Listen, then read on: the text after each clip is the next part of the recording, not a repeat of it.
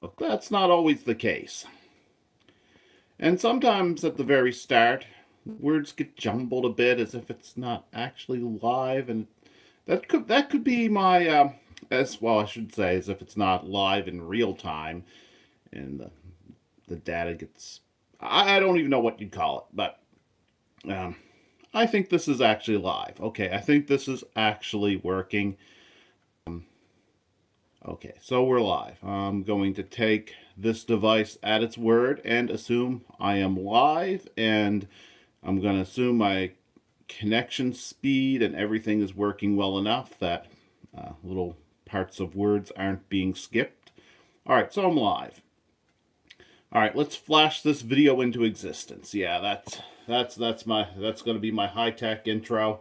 Like the video comes into existence, like a big bang, flashing the universe into existence so rapidly you have a fully formed universe in front of you with billions of years past fully formed planets, worlds, human beings, civilization. It'll all be in front of you in a flash of light.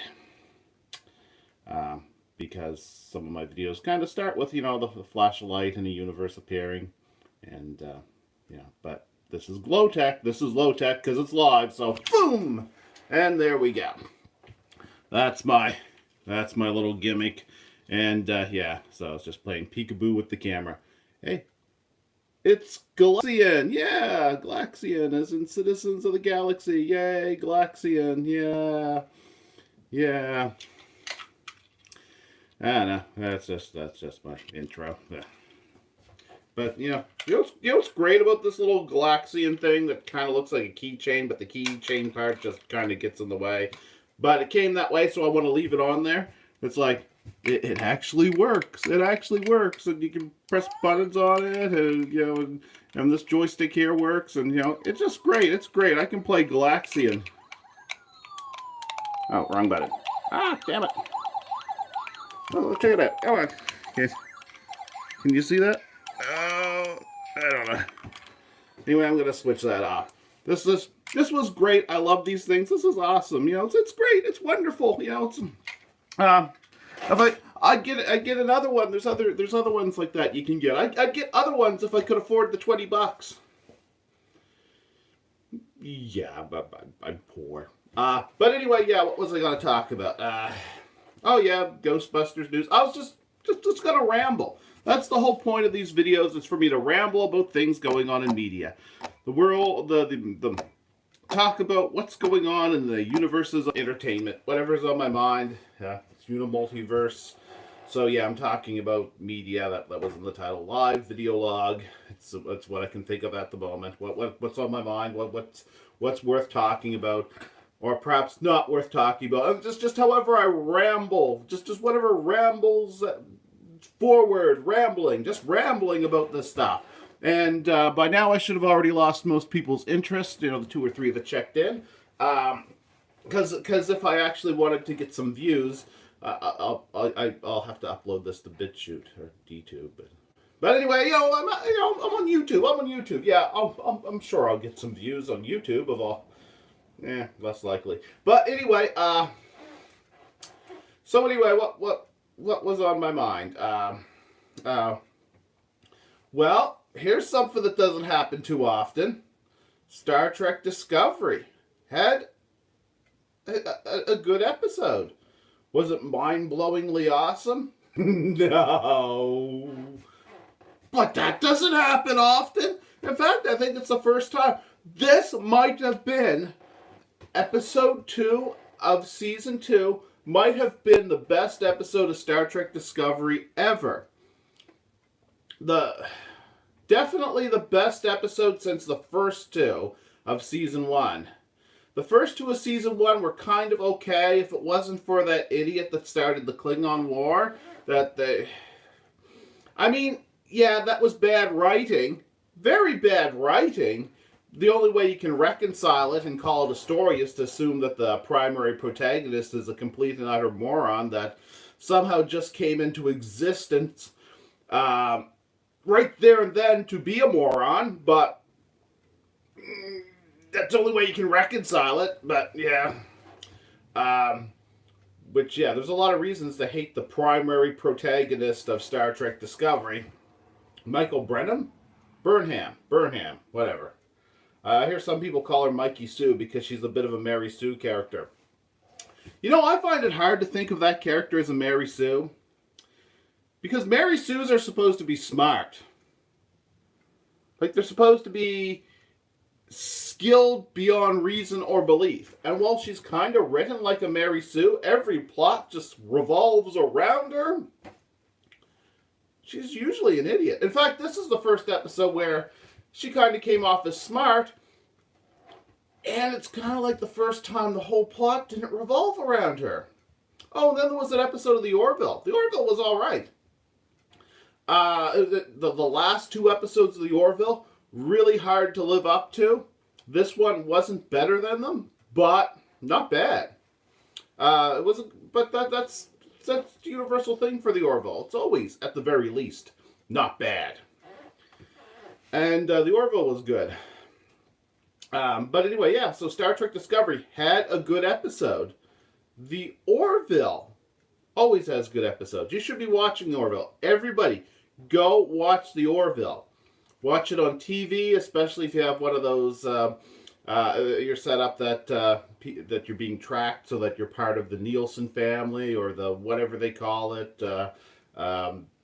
Whatever they call it when you're one of the houses that they track for what television's being watched. You know, if you're one of those houses, you really should watch the Orville because, you know, that show deserves some respect and some following and deserves to get a third season. And yeah, the Orville is just bloody fucking awesome. And if you're not one of those houses that they track to keep as a way of doing statistics on what TV shows are being watched, it's okay to watch it online. Then you can watch it online. Just watch it. Go buy the DVD. Season 1 is on the DVD. I should have brought the DVD right here to hold it up on the screen and say, see this DVD in stores. You want to buy this DVD because the Orville is awesome and it should be followed. And there's Ghostbusters news. Yeah, there's stuff going on with Ghostbusters. In fact, actually, one of the things I usually do when I start a video is if it was one that I edited before I put it up, you know, it had the little flying car intro thing, the world flashing into existence either from the headlights of a car or just space flashing into existence, and then, you know, flying cars. So here's a flying Ecto-1. Here we go. There we go. Here's Ecto-1. Just, yeah. There's my special effect, Ecto-1 zooming across the screen. There we go. I mean, I usually it's a Cavalier, so yeah. Anyway, yeah, here's a different Cavalier. This one's the Vauxhall Cavalier, which is actually more like a Chevy Monza than a Chevy Cavalier. It's really cool looking though. Of course, it's rear-wheel drive, so meh. But as rear-wheel drive vehicles go, it's a pretty cool design. I like the headlights and the bumper on it, the overall shape of it, the side door, and all that. I mean, that was a fucking sweet designed car. That is one decent looking vehicle, the European Cavalier. Yeah, all right. Well, just because I've run this gag too long, there we go. There's something a little more familiar. It's either a Pontiac J2000 or a Pontiac Sunbird. Okay, I'm just not going to stop. Let's see. Here we go. Look, let's see if that's lined up. Oh, we got the NX-01, my favorite starship. Zip it across. Yeah, because of the Haynes manual to all the Starships Enterprise. All of them. All of them that were known of at that time. Anyway, what the hell was I doing? Something about Ghostbusters news. Yeah, there was Ghostbusters news. So, needless to say, Leslie Jones is going to be fighting with people on Twitter now. You know, because Ghostbusters, you know. Milo Yiannopoulos was already kicked off of Twitter, so, you know, who will be next? Who will be next? Who will she get kicked off Twitter next? I don't know. I'm not saying Milo Yiannopoulos isn't a jackass, but when they had their little online squabble, the worst of it was some of Milo Yiannopoulos' followers who were complete jackasses sending racist tweets to Leslie Jones. That was pretty disgusting. But of the stuff purely between Leslie Jones and Milo Yiannopoulos, yeah, Leslie Jones was significantly worse. But Milo Yiannopoulos got kicked off of Twitter. Of course, Milo Yiannopoulos has a lot of crazy right-wing followers who are racist bigots. The complete stereotype. The complete full-on stereotype. But Milo himself, you know, yeah, whatever. But yeah, that just seemed wrong. But it was Milo who got kicked off. But then again, they might have wanted to get rid of him. He did have a lot of horrible followers, which, whether or not you agree with right-wing people or not, there are a lot of followers of right-wing people that are abhorrent people. Yeah, but I don't know. There was a whole lot of nonsense going on Twitter when Ghostbusters 2016 came out because it looked like a bad movie.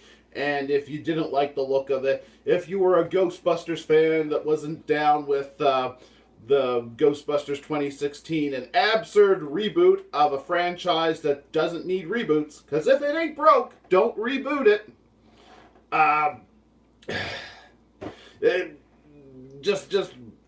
If you didn't like the idea of rebooting Ghostbusters, you were a misogynist or a racist. Yeah, usually misogynist and racist. Which is kind of odd because Ghostbusters 2016 wasn't any more racially diverse than the original Ghostbusters. I mean, I suppose if you were to look at supporting characters, maybe it would be more,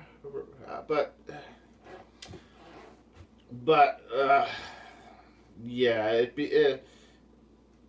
you know that a movie is bad when it looks bad, and the people behind it try to dismiss the fans who suddenly don't like this new part of the property. They start to dismiss them as, sexist or racist or nonsense that has nothing to do with whether or not it's a good movie. Kind of like when Star Trek Discovery came into existence, and it was bad, very bad. Noticeably, distinctly, clearly bad. Anyway, well, they're just a bunch of sexist racists that don't like a black lady in charge of the show or as the main character. And it's like, what? These are just people that can't handle diversity in their Star Trek. And it's like, what? Do you know what Star Trek is? Diversity was one of the primary themes of Star Trek. Oh, well.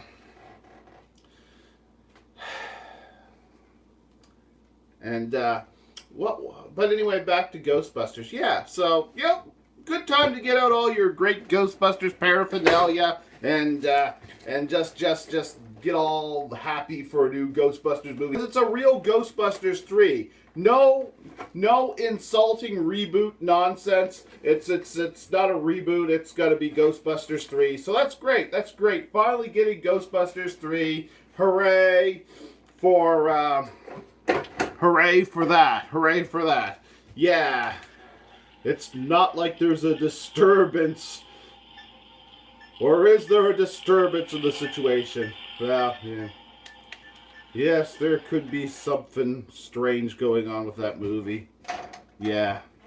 Because apparently, and I don't know how accurate this is, but from what I've read, the plans for Ghostbusters 3, the new Ghostbusters that are going to be trained, because everybody knew it would be a Ghostbusters The Next Generation, the new Ghostbusters are teenagers. Which is not a bad idea. Extreme Ghostbusters was a great cartoon. A lot of people at the time hated on it, and I disagreed with them, and I still disagree with them. But a lot of people hated on it for being, I want more of the real Ghostbusters.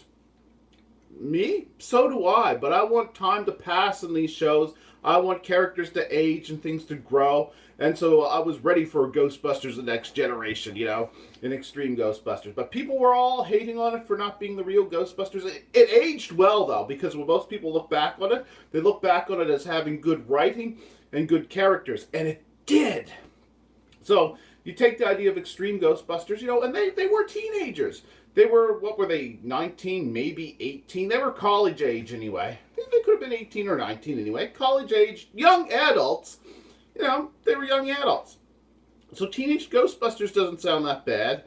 But then from what I read, it sounded like they're going to be like 13, maybe only 12, like 13, maybe 14. And it's like, well, it's only a few years difference, but those few years, yeah, it's like, last movie they rebooted Ghostbusters. Now it's like Ghostbusters Kids. It's like, I'm out. It's over. It sounds bad. Personally, it's not a reboot, so I personally figure it's worth checking out. I'm sure that there's going to be people on the internet, social justice warriors are already pissed that Ghostbusters 2016 isn't getting a follow-up. Here's the thing about Ghostbusters 2016. There are some movies that are so bad and dull at being bad that you can't even call them a Sharknado. Look at Sharknado. I'd rather not, but if it's on television, I can, watch a little bit of it and kind of like, you know what? I get the appeal of that. I wouldn't have chose to watch this, but there's nothing else on that's really interesting. And, I get the appeal. It's not, I don't really find it funny. I don't find it exciting or interesting, but I can watch it. And I could get how somebody else would be really into it and not hate it. It's bad, but it's bad in kind of a good way. Sometimes movies like Sharknado achieve that deliberately. Sometimes movies like Pluto Nash achieve that accidentally. Like Pluto Nash, it's a bad movie. It's bad. But I could watch it and be like, there's Eddie Murphy, and he thought Ghostbusters was a ridiculous idea. There he is in Pluto Nash! I can watch Pluto Nash and kind of be like, yeah, that's bad. Oh, it's kind of bad, but I can get some entertainment out of it. And I could see how somebody else might be able to get more entertainment out of it. Or I could see how people could get really sick of that really fast. Ghostbusters 2016 doesn't even have that going for it. It's like bad and boring. It's like, it doesn't even have this, you can laugh with it or laugh at it for being bad. It's like, no, you can kind of laugh. You kind of end up laughing at the people behind it who thought this was an acceptable follow-up to Ghostbusters. I mean, what joke in the movie was funny? You can probably find one. I can't remember it at the moment. Some people said, I think I heard that some people said that Chris Hemsworth was actually kind of funny. And that led to the increased humor in some of the Thor movies because they thought, oh yeah, well this guy can be funny. Okay, fine, but he wasn't really funny in that movie. I mean, the character was so mentally challenged. It's just wrong to laugh at him. It's more like...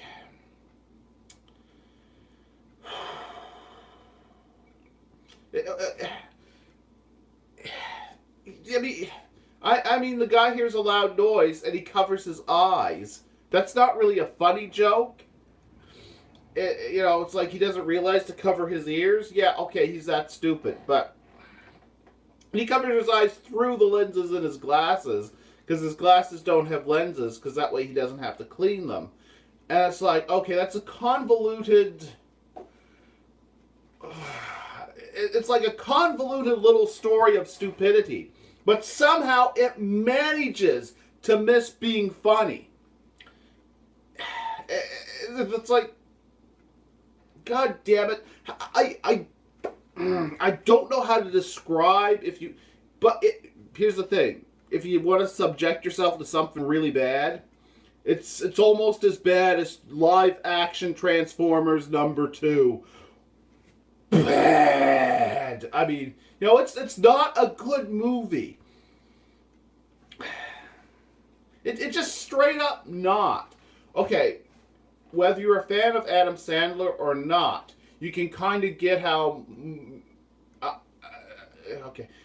I'm pretty sure I've seen Adam Sandler movies I've liked, but I definitely wouldn't want to see his humor grafted into a Ghostbusters movie, or at least not the stereotype. He might do a great Ghostbusters movie, actually, but I wouldn't like to see the style of humor he's generally associated with grafted into a Ghostbusters movie. Yeah. That'd be horrible. This was worse. This was kind of like that, but worse. And at least with Adam Sandler style humor, even if you don't find it funny, you can kind of get how it's a type of humor. It's like an ongoing gag where the person orders wonton soup, and it's basically a plastic container of dirty looking water with a couple wontons swirling around in it. It happens repeatedly. I mean, okay, maybe you'd give the place a second try, but why did you order from the place a third time?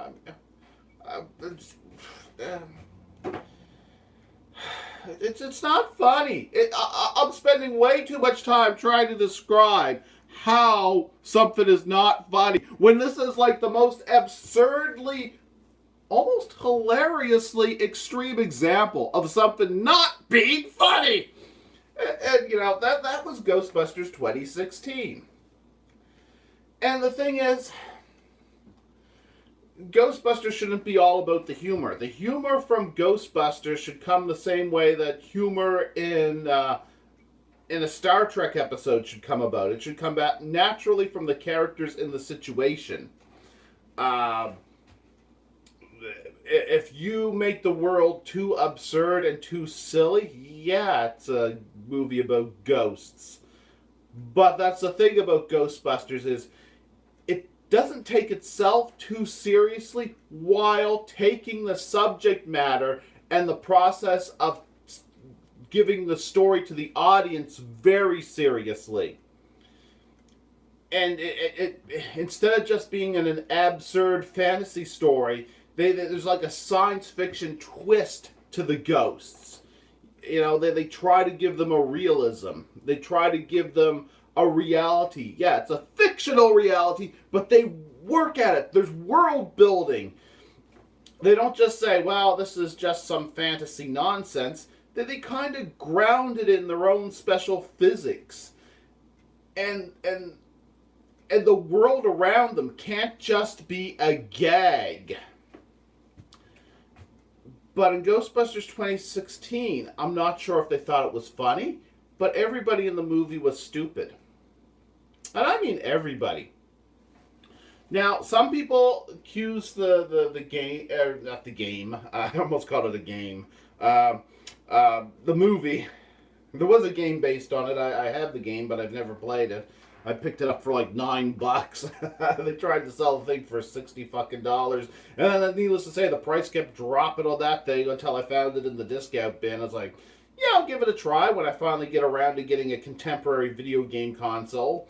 You know, something a little bit newer than the Wii U. You know, I play most of my newest games I usually play on the Wii U or the PlayStation 3 or most often the Xbox 360.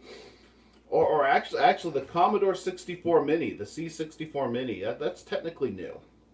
The games aren't really new, but it's technically new. That's my newest game system. Yeah,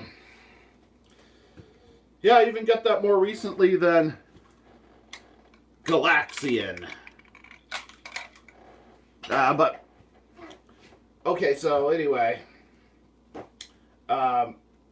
Bad world building, character stupid. People thought that the movie was anti-man. That they're making men to look out evil, make men to look like they're evil, either evil or stupid. And at first I was kind of like, well, that's not fair. I don't think you should just up and call somebody sexist for the sake of it. I mean, yeah, sexist is a pretty shitty thing. I don't think you should just up and accuse somebody at it so easily. Yeah, it's a bad movie. The director has said things that were kind of hostile towards men and males in general, even though he himself is a male, but whatever. It's okay, he can hate himself.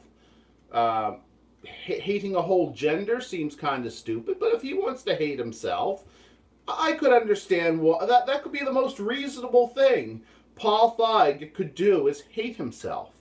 Um, but but but hate a whole gender just because Paul Feig, I don't know.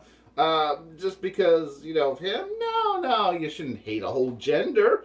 Um, but like he said some things that were anti-man, but anti-male, anti-whatever. I don't care. But at first I was kind of like, I don't really think that it's that. It's just that everybody in the movie is stupid. Everybody in the movie is stupid.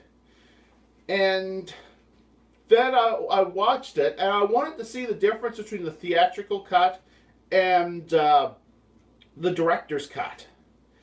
And yeah, I guess I just wanted to torture myself, because that's not a pleasant movie to get through.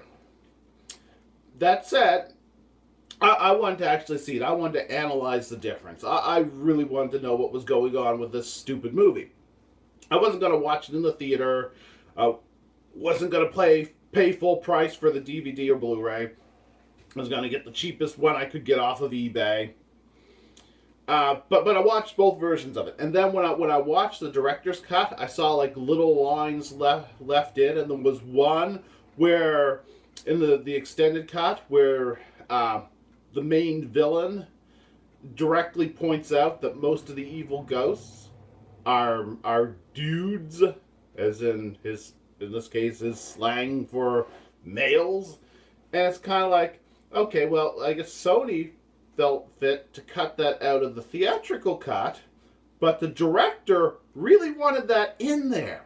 And for some reason, the bad guy in this thing really wanted to make a point of pointing out that most of the evil ghosts, even if not all the ones that we have seen on screen, wants to point out most of the angry spirits of evil were mostly dudes. It's like, yeah, they are trying to hate on a gender in this movie. At that point, I was like, yeah, I mean, that's what they were going for. Ugh, There's no denying it at that point, because it's like most of the male characters were actually worse than the female characters, except for some of the female characters seemed just as bad because of how much you see of the primary protagonists. But yeah, I think the background male characters were supposed to be worse in the eyes of the people making the movie. And I kind of wanted to deny that. I didn't want to accuse them of sexism but at that point it's like, yeah, I'll give it to the people that think the movie's just being sexist.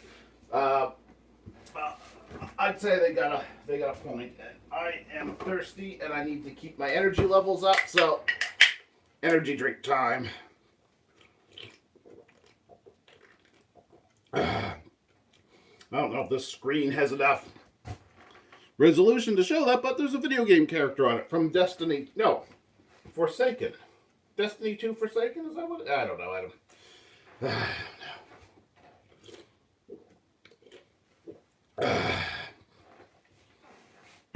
Good. Get some caffeine in my system.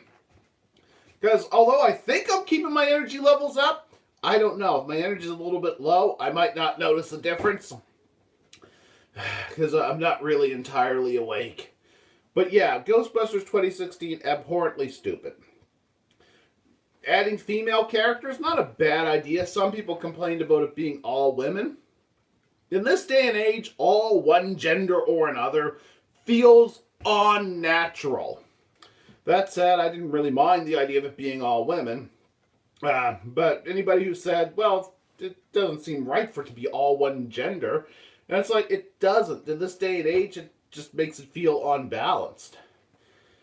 It just makes it feel like unnatural. I mean, in the past, you'd usually have people grouping up by gender because, I don't know, you're supposed to socialize with your own gender for certain things and for whatever reason. But you know, it's like, that's kind of an outdated idea that, you know, people would group up based on gender, and gender interests are kind of an outdated concept. Some people say it isn't. I'd say it's an outdated concept. Some people try to force it down people's throat. Well, statistically, less women do this, so we have to make it so that more do it. It's like, no, let people do what they want to do naturally. But for the most part, the idea of gender roles are an outdated concept. But, you know, in the 80s, I could picture, it seems natural for something taking place in the 80s to have an all-male team. Because those are people that would have grown up in the 50s and 60s, Somebody that grew up in the 80s or 90s, an all single gender team seems a little less realistic. And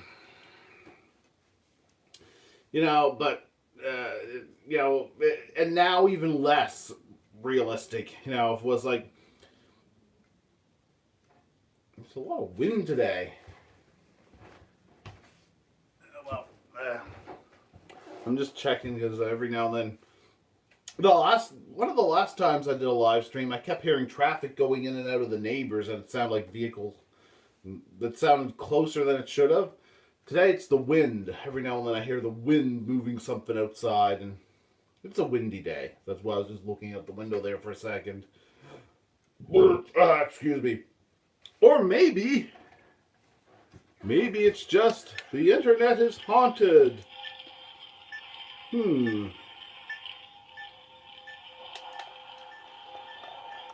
Well, excuse me.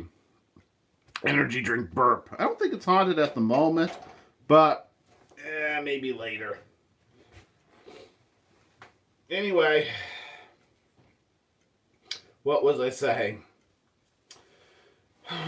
Oh, let's talk about Ghostbusters. Yeah, so it's like, okay, so they're finally going back to the original Ghostbusters universe, or at least a version of it. A movie universe that includes the original Ghostbusters movie and presumably Ghostbusters 2. For some reason, they're leaving out the Ghostbusters video game, which I think is a mistake. Unless they were going to adapt the basic plot and concept of the Ghostbusters video game into a new movie. If they're not doing that, then it was stupid of them to decanonize the Ghostbusters video game. But now there's, according to reports, is supposedly the new Ghostbusters team is going to be a group of people too young to drive Ecto-1. Too young to drive Ecto-1, but for some reason they're going to give them a particle thrower. What? Oh well. It's a movie that's going to take place in the States. There's guns all over the place, so why not give people a particle thrower? Because, guns are kind of lame, but if you could actually get a device that could shoot off a stream of positively charged hydrogen plasma, that actually would be something cool to run around with. And, it's going to take place in the United States, I'm pretty sure. And, lots of people running around with guns there. You get fucking toddlers with guns there. So, why not? Why not? Why not have a bunch of kids too young to drive Ecto-1 running around with particle throwers? Makes sense to me. Just as long as they put a condom on the particle thrower before they cross the streams. I have no idea why I wanted to make that perverted joke, but I don't know. It's like, why? Why would you make Ghostbusters 3 and make it a movie with kids? It's just that just seems absurd. But why not? You know what? I'm not going to hate on it completely. I think that's kind of like a bad move. But if they were like 18, 19, even if it was just 16, old enough that, they could go get a driver's license to drive Ecto-1, and then not be given Ecto-1, But at least if they're old enough that they theoretically could drive Ecto-1, then give them a proton pack, you know. But I like the idea. I mean, obviously the idea of hiring a new team is a good idea. Extreme Ghostbusters was an excellent series and an excellent idea. Kind of a lame name, but that's just the name. It was a great show. Now, personally, if I was in charge of the franchise, I could kind of get why some people might not want to completely canonize an animated series in the Ghostbusters movie universe. But I'd do that anyway. I'd at least semi-canonize it. At least indicate at some point in the past, Egon had hired some students as assistant, most likely for ghostbusting. You wouldn't necessarily have to commit to the concept of Extreme Ghostbusters. And sometime in the 1990s, around 1997, and perhaps one of those characters could still be hanging around, perhaps now helping Ray Stantz, because Dan Aykroyd's still alive. And basically what I would do is I would cast somebody as Kylie Griffin. I'd put Kylie Griffin, I'd canonize that character to the movie universe of Ghostbusters. I'd have Kylie Griffin in there. That's what I would do. I'd actually have her in charge of a lot of stuff, working with Ray. And Ernie Hudson got kind of mistreated by the other movies. I mean, he was a great character, Winston Zeddemore. He actually applied for the job of doing Winston Zeddmore's voice in the animated series. And they gave it to Arsenio Hall instead. Which I'm kind of mixed on that. Because on one hand, I really like Arsenio Hall. On the other hand, he was Winston Zeddemore in the live-action movie. I mean, how do you not give it to Ernie Hudson? That said, I actually like, when you look at Winston Zeddemore in the movie, he was a little more stiff, a little more, he seemed older. Then the Arsenio Hall Winston Zeddemore felt younger, more vibrant, had more personality. But to Ernie Hudson's credit, in Ghostbusters 2, Ernie Hudson played a more lively, youthful Winston Zeddemore that reminded me of the Arsenio Hall Winston Zeddemore from the animated series. And that was a good thing. That was a good thing. The character of Winston Zeddemore I thought was even better in Ghostbusters 2. Ghostbusters 2 wasn't as good as Ghostbusters 1. Being as good as Ghostbusters 1, that's very hard. Only Ghostbusters the video game was as good as Ghostbusters 1. The game for the Xbox 360 and PlayStation 3. And personal computer. That game had a script as good as Ghostbusters 1. Ghostbusters 2, not so much. Some of the animated episodes absolutely lived up to movie number 1. Ghostbusters 2 lived up to it as an okay sequel, just not as good as the first one. But Ernie Hudson's character, Winston Zeddemore, he seemed a little more natural, a little younger. Maybe it was just that he shaved off the mustache. I'm not sure, but, you know, some improvements were made for Ghostbusters 2, but for the most part, Ghostbusters 1 was better. And you know what? Ernie Hudson deserves some respect. You know, any Ghostbusters movie in the future, if Ernie Hudson wants to be involved with it, put him in there. Make him the main character on the poster, because they kind of shafted him out of stuff in the first movie. I think what they actually wanted is they wanted Pluto Nash. No, not Pluto Nash. What's his name? The guy that played Pluto Nash. Yeah, they wanted that guy, but he thought Ghostbusters was ridiculous. But I think they had him in mind for the character. And then when they didn't get him, then they got a lesser-known Ernie Hudson. It was kind of like, we're not, when we make the VHS version, we're gonna pan and scan him off to the side. We're gonna focus on the other guys. You know, stuff like that. You know, Ernie Hudson deserved, and Ernie Hudson showed a lot of love for the franchise too. You know, it's like, but yeah, he kind of didn't get. He didn't get as much out of it as he should have. I mean, he deserved more upfront treatment. He was one of the main 4. Yes, he wasn't one of the first 3, but he was one of the main 4. You know. Excuse me. Even in Ghostbusters 2, they kind of left him out of the courtroom scene. Though I suppose they only had 3 proton packs. But I don't know. They should have did more with him in Ghostbusters 2 as well. So, Ernie Hudson, any role he wants in a future Ghostbusters movie, they should give it to him. Make his name the first name in the credits. Ernie Hudson and Dan Aykroyd bring you Ghostbusters 3 with a bunch of new kids. Except that they shouldn't go with kids. It should be young adults or middle-aged adults, whatever. But kids, don't go too young.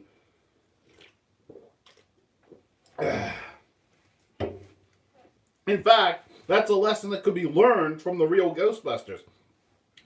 The writers on the show and the audience both knew it was a bad idea to shoehorn kids' characters into Ghostbuster stories.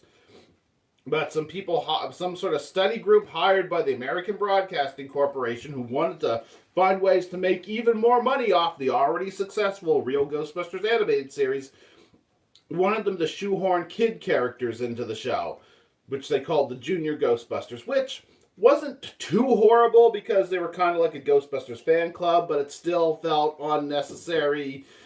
It felt, wrong? Yeah, wrong.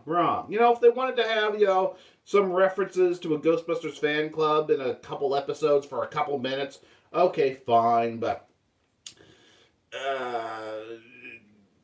it just wasn't a good idea. It didn't work. The audience, even the younger kids in the audience, knew they were being patronized. Everybody knew it was a bad idea. They asked J. Michael Straczynski to write stories with the characters, and he said, well, it depends on if I can hit them with a truck. And they weren't going to let him do that. Why? Why would they let J. Michael Straczynski do that? They should let him do that. J. Michael Straczynski was actually pretty cool. He was the one that... he left the show because of the absurd changes they wanted to impose on the Janine Melnitz character when they kind of watered her down, made her more of a weak mommy character, and took away her edge and personality. So he actually, when they asked him to write for the show again after he left, he was like, I want to be able to write it my way.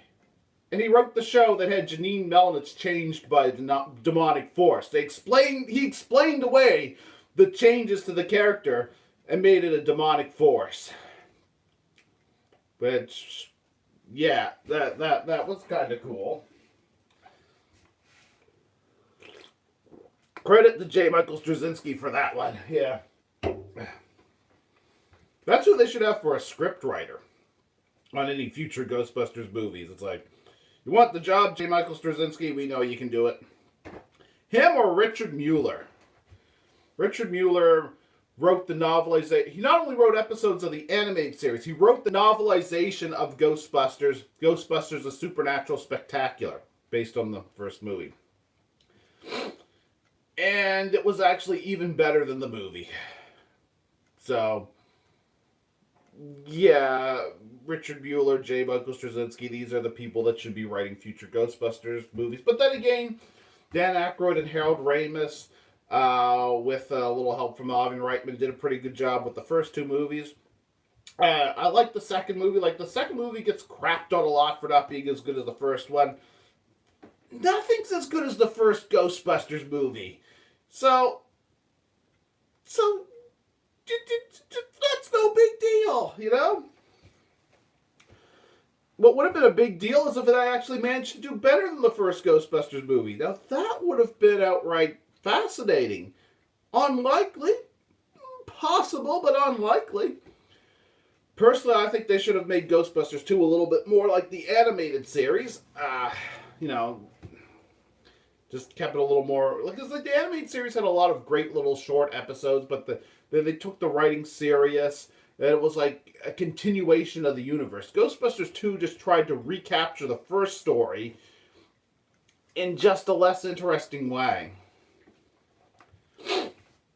So at least Ghostbusters 3 doesn't sound like it's doing that. It's kids. But Ghostbusters: The Next Generation shouldn't be Ghostbusters Kids. It's I don't know.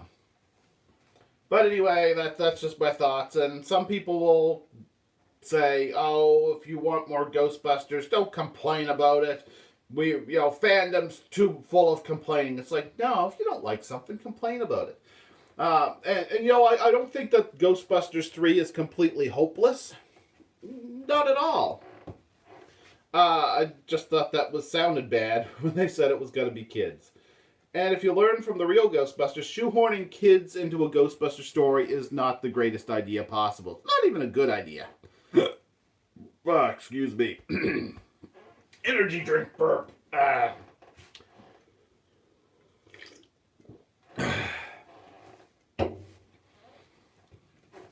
Yeah. So, that's a thought. Just rambling on about the Ghostbusters movie. Anyway, I know something else I was going to comment on. Oh, somebody sent me a friend request. Cool. Sega Heroes. Let's see. This game, bunch of Sega characters in it. You level them up and so forth. I was just going to comment on some of my thoughts on it. Basically, when the first week I had the game that I downloaded it, it was like, ooh, this is like one of the coolest things possible. I love this. You can unlock all these Sega characters. Then after about a week, it's kind of like all the game is a lot of wasted potential. Oh, one of the cats is playing with something. That's kind of cute. But they're not on camera, so, I'm just commenting on it because it's off screen over there. Basically, all the game is what looks like it could be a great game, but just not enough you can do with it. You can't level grind. You'll use up all your energy for going into the levels where you could possibly level grind, unless you want to buy with real currency gems to buy energy to go into the levels, which, if you did that, it would become stupidly expensive fast, so you don't even want to do that. In fact, if you ever look at the game like, well, if this was an arcade game, I'd put some quarters in an arcade machine. You spend $1 and you play through the arcade game for a while. If you want to treat it like that, and you were to purchase one of the in-game things in it, you'll discover what you get is worthless in the game. It gets you a little bit of hit, and then it's gone, and it's like... So, basically, you don't want to spend money in the game, despite the fact the game appears to be designed around looking like this is going to be a good game if you'll throw money into it. So let's just say you wanted to throw like $2 into the game to get some extra energy and stuff, or something to help you unlock a character. Let's just say you wanted to unlock a character. And it's like, oh, there, that almost looks like you could buy that character. And then if you spend some money on getting enough in-game currency to buy that purchase, and then it's like, oh wait, that was just like 4 fragments of a character. I'll need to do that again, like 25, 30, 40 times to unlock the character? What the hell? And then you have certain characters that can only be unlocked by earning certain tokens in the game. So even if you wanted to buy the character, you almost wouldn't be able to. And it's like absurdly hard. Of the thousands of people playing the game, you'd have to be better than the top 200. You'd have to be in the top 200 to even earn a few tokens in towards certain characters. And it's like I go back and keep playing the game and just unlocking what I can just by playing it. It's not worth throwing money into the fucking thing. It's horrible. But I love the characters in it. Unlocking Sonic characters and Phantasy Star characters as well as other characters. It's like that's why I play it. It's a game that I want to play more of, and I'd enjoy it more if I would have actually managed to unlock Tails the Fox from Sonic the Hedgehog, or Alice from Phantasy Star. But yeah, they're borderline unobtainable. Like, some people have unlocked them, and what you'd have to go through to unlock them is not worth it. But that's the thing about it. If you're a Sega fan and Sega Heroes has like a variety of Sega characters that look just great. You want to play with them. For a mobile game, it's designed, you know, sliding things around to cause things to happen, you know, sliding little gems on the screen around to cause other things to happen on another part of the screen. It's actually a pretty good game like that. It's just not playable. It's like a game that makes itself worthless. And some people would look at it and think, oh, well, the whole thing is just a trick. It's just good enough to get you to want to play it, and then they want you to spend money on it. And it's like, well, give it a try. Toss $2 into it. See if it's worth it. And it's not. It's not. Just look at how much things cost in the game and how much of something you need to get something else. And that something else that you get, how little it actually affects anything that you get it for. I mean, if they want people to spend money on the game, then the money should have actually did something positive. That's the thing, is if you don't get anything out of it, you're not going to want to spend money on it. So it's a game that'll punish you if you actually even spend a small amount of money. You'll realize, well, this is useless. And if you're not spending money on it, it's like, well, this is useless. I've used up all my energy either looting a level or replaying a level or trying to get into the next one, but the next one I can't really do much because I need to level up to pass that one and blah, blah, blah, whatever. It's a game designed to be useless. It's like somebody made actually what looks like a pretty good game with interesting characters and just made it frustrating enough to make sure that it's useless. Maybe it'll get better with future updates, but I kind of doubt it. Maybe it will. I don't know. I mean, there's a lot still in development.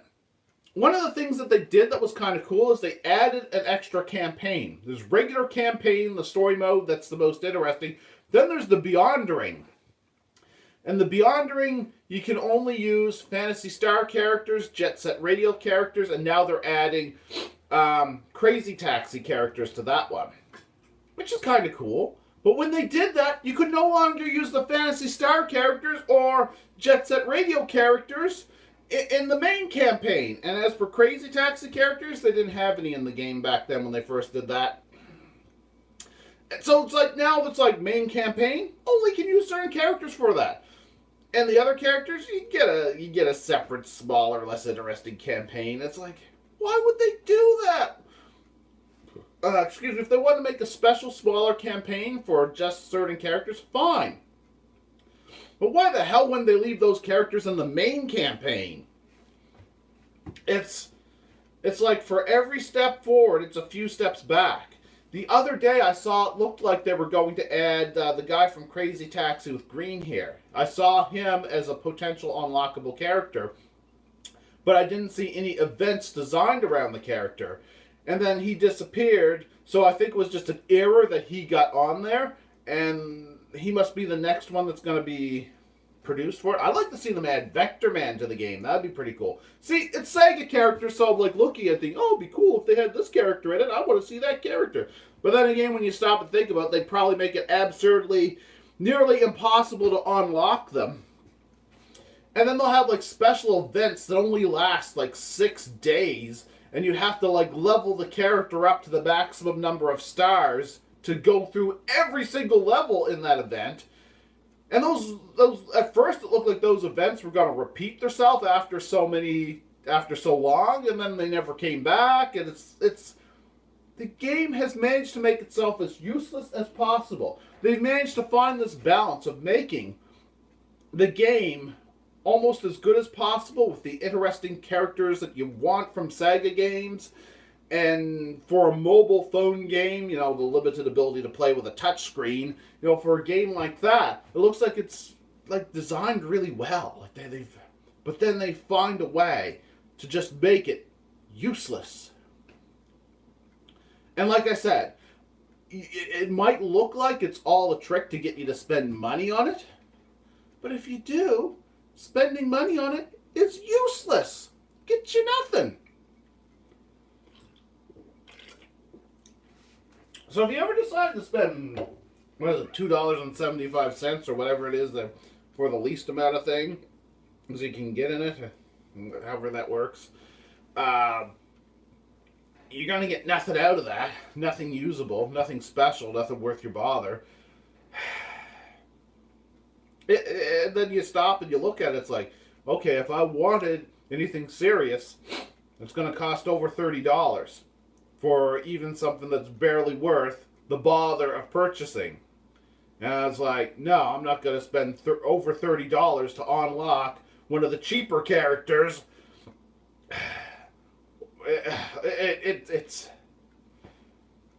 It's one screwed up game, but it looks like a great game. So if you want to check out a game full of Sega characters, get out your phone and download Sega Heroes. It's free.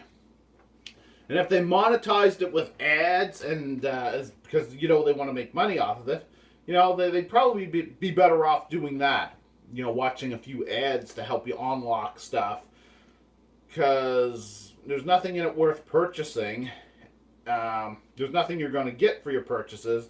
But other than that, it looks like the game is designed around making it look like you should want to purchase something, because if you don't, the game is really great, but not really playable. It's a very tiring mix of just a great idea for a mobile game mixed with horrible marketing. And I'm not a fan of microtransactions, but I gotta say, you could kind of justify them if you got something out of them. But before you bother spending $2.75 for the cheapest thing in the game, just stop and look at what you're getting. And then what you're getting actually does for you in the game. And how many times more you would actually have to do that to get a positive effect out of it. And just bad game marketing. I think their best hope of making a profit with that game is if they hope some kid got access to their parents' code to purchase bonuses off of iTunes, and some kid runs up $1,000 or something like that, because that's I guess that's what they're hoping for. I don't know. The game is designed. The game looks like it's designed to be a pretty good game, but held back by trying to force itself to be a ripoff. And I've actually been playing it a lot because I really like Sega characters. I also really like Nintendo characters. That said, I like Sega characters more than Nintendo characters. If this had been Nintendo characters and I was like, well, I'd really like to unlock Luigi, but I gotta go through what to unlock him, I just would have forgot about him. Unlike where I was actually trying to unlock Tails the Fox, I'd be like, well, I'd really like to level up Link and Mario and get to the next level and see what kind of plot concepts they're going to have. Would they have, the interesting little dialogue between characters, Oh, excuse me. But it's too much effort. It takes too long to achieve minor things, and... Oh, excuse me, and it's not like an in-game purchase would ever be worth it. So I would have just forgotten about it. I just wouldn't end up using it. I would have just missed it as crap. And it basically is just that. Unless you really love Sega characters, you're gonna lose interest in it after a week. The first week when nothing's unlocked and it looks like you're gonna be able to do a lot with it, that first week you can have a lot of fun with it. Then after that, you start to realize what a ripoff it is. But then again, just need to clear my sinuses. They're starting to swell shut just a little bit. After that first week, when it looks like you're going to be able to do a lot with it, and it's going to be a great game, and continue to be a great game, you've basically used it up. And the stuff that's harder to unlock is way too time consuming. The interesting characters you just want to unlock, getting further in the game, it's just becomes tiring and uninteresting. So yeah, that's my thoughts on Sega Heroes. I just wanted to comment on Sega Heroes because that's a game I've been playing a lot of, and it actually, as plot lines and little silly little mobile phone games go, it's actually a pretty good one. They found a way to merge characters from various Sega universes. It's kind of a cool idea. I'd love to see them take the basic plot and turn it into an actual console game. Something that you can play on. Unfortunately, nowadays Sega doesn't make consoles, so you don't have to be like the Xbox One or the Nintendo Switch, something like that.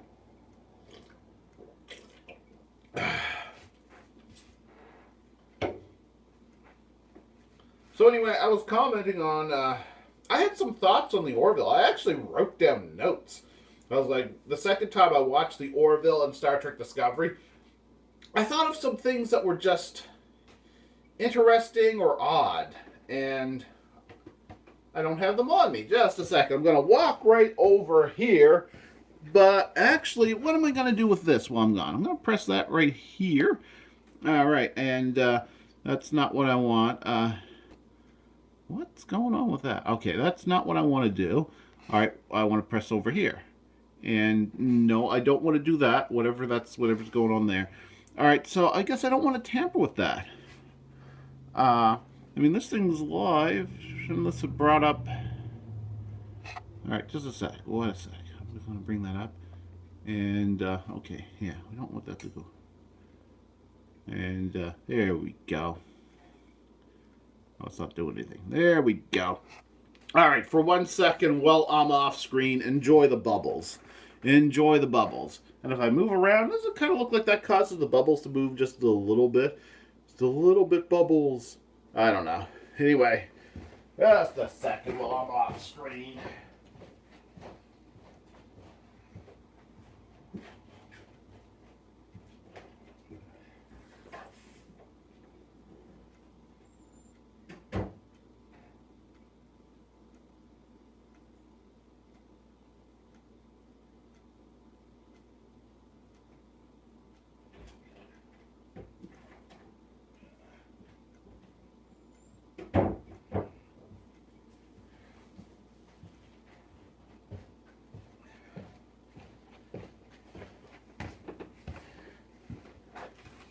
Now, the real reason why I record a lot of these live streams is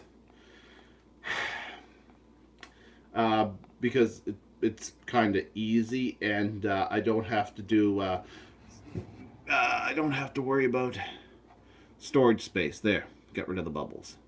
All right, let's see. Everything's back to normal. All right. So anyway, yeah, because I didn't have paper on hand, I wrote this on old envelopes. Old envelopes. Yeah. So just my thoughts on the Orville. Yeah, the episode of the Orville. So far, the Orville is even more anti-religion than Star Trek. I mean, Star Trek, the original series, just about every plot line was a metaphor for Kirk versus God. Now, they couldn't outright speak negatively against religion. In fact, there are a few times when they had to make reference to point out, for example, there was a line when Kirk told Apollo, the alien being Apollo, who likes to play God, that mankind no longer needs gods. They said the one is enough, or the one is, or something about the one, basically indicating that humanity might not be very religious, was probably not religious, doesn't need gods, but then he made sure that the audience wasn't going to think, oh, no more God, religion is gone, because that was being done in the 1960s, and you had to realize your 1960s audience was going to get pissed if you dare say anything against religion. So they kept their anti-religious tone to be metaphoric. Some people thought because they had a chapel on board the Enterprise that it meant that people did a lot of praying and religious stuff. But it looked like it was just used for ceremonies like weddings and stuff like that. It looked like it was mostly used for ceremonies. As far as you could tell, the wedding that was going to be done was secular. I mean, it was a captain. It wasn't a priest doing the, or a minister or a pastor or anything like that doing the ceremony. It was a captain. You know, it's basically like having a justice of the peace doing the ceremony. So, you know, I always thought that was absurd that they thought they were religious in the original series because, you know, they had like a chapel on board the Enterprise. Yeah, it was a prop for them to do ceremonies on the ship because they were going to be doing weddings and stuff like that on the ship because people were going to be on the ship for a long time and blah, blah, blah, whatever. I don't know. But anyway, by the time period of the movies that were, you know, a few decades after that, within a few decades, I should say, Star Trek the Motion Picture would take place pretty much right after the original series. But they basically made reference to things out of religion as mythology, which indicated, yeah, these people of the future, they don't believe in religion anymore. That's just basically the way it was. Although it didn't come off very well in Star Trek V, Star Trek V was going to be largely a play on the whole... The concept came about from those evangelists on television, you know, basically taking people's money and then kind of like those guys had, like, the ear to God. That was supposedly what inspired Star Trek V. William Shatner thinking, what do these people know? What special connection to God could these people actually possibly have? That movie was created at a time when TV evangelists were really popular, really well known.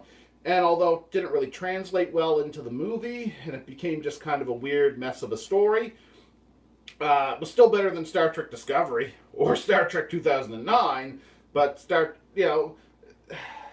even not counting Star Trek V, I mean, it was basically indicated religion was a thing of the past by the time of Star Trek. The original series, in fact, Star Trek Discovery seemed to acknowledge that and be aware of that because there was an article that went around that although they were letting them ad-lib lines, one line that they weren't allowed to do was, oh my God, because it wasn't going to be oh my God because nobody believed in God.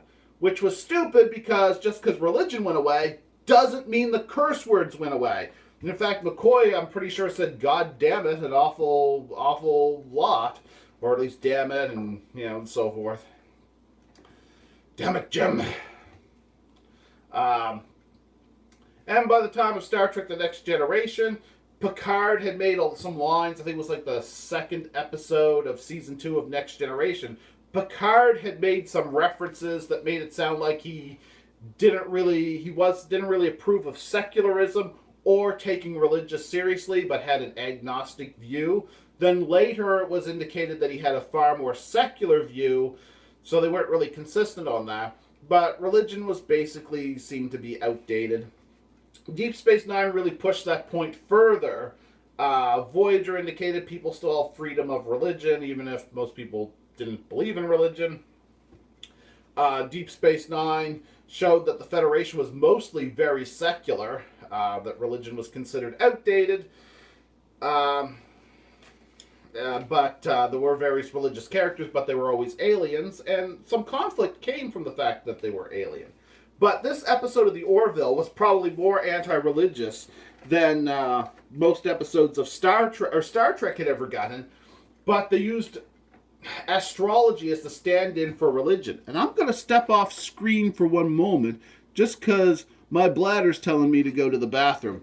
I got to go fire the phase cannon down the porcelain wormhole. So if that feature worked and it looks like the bubbles are on the screen, that'll be a distraction while I disappear from the screen for one moment. But basically the point I'm trying to get to, and maybe I'll edit this into a better video and maybe even upload it someplace where I'm going to get more views. I didn't say that, YouTube. Didn't say that, YouTube. I'm just going to be off the screen for a minute doing a little biological maintenance. And then I'll be back, but I'm trying to make the point of this episode of the Orville. The Orville has been very anti-religion so far, and it's really outdone Star Trek in that category. A to go, Orville. Yay, Orville.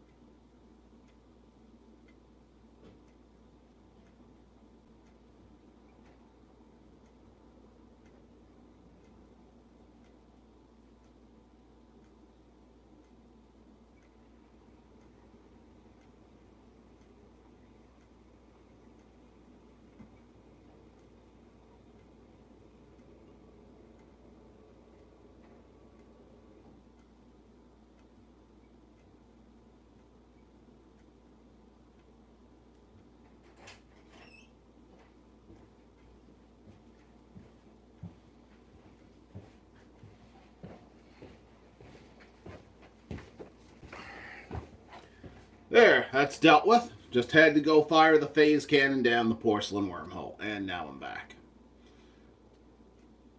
Did that get rid of the bubbles? No, it did not. There we go.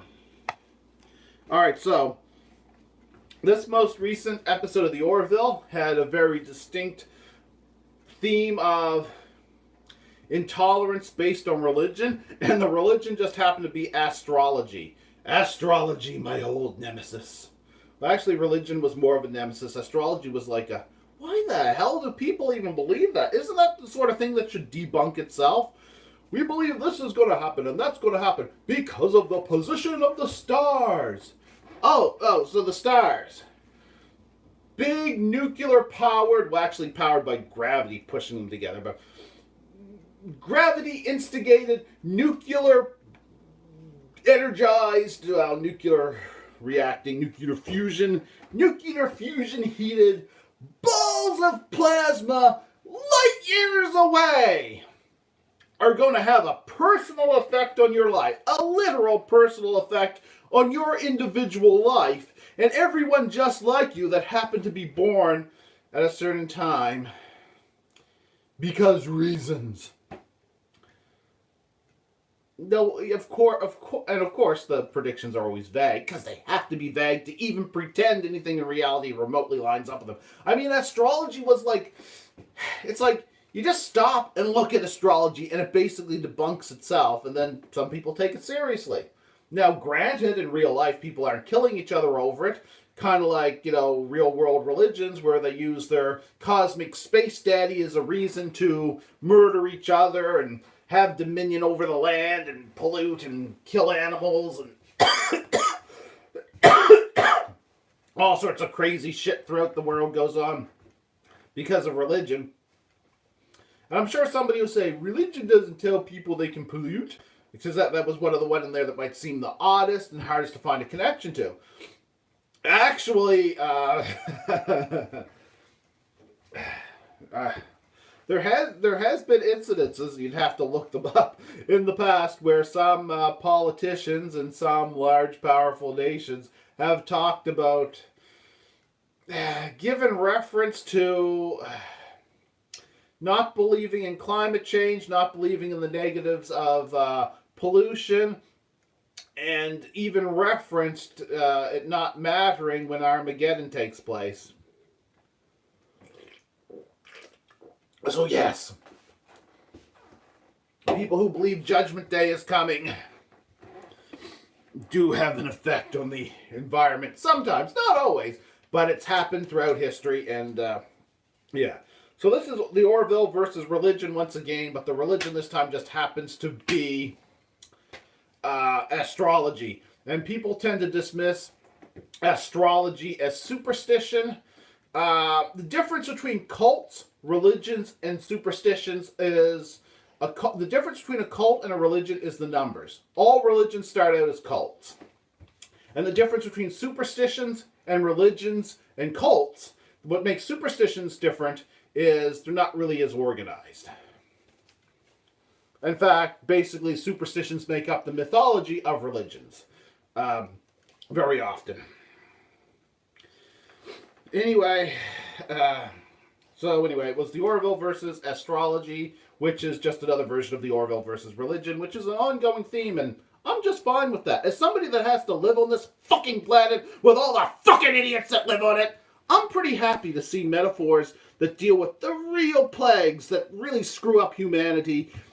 So I have no problem with these anti-religious episodes that deal with just the shittiness of humanity that parallel the miserable, disgusting people on this planet, such as the absurd religious.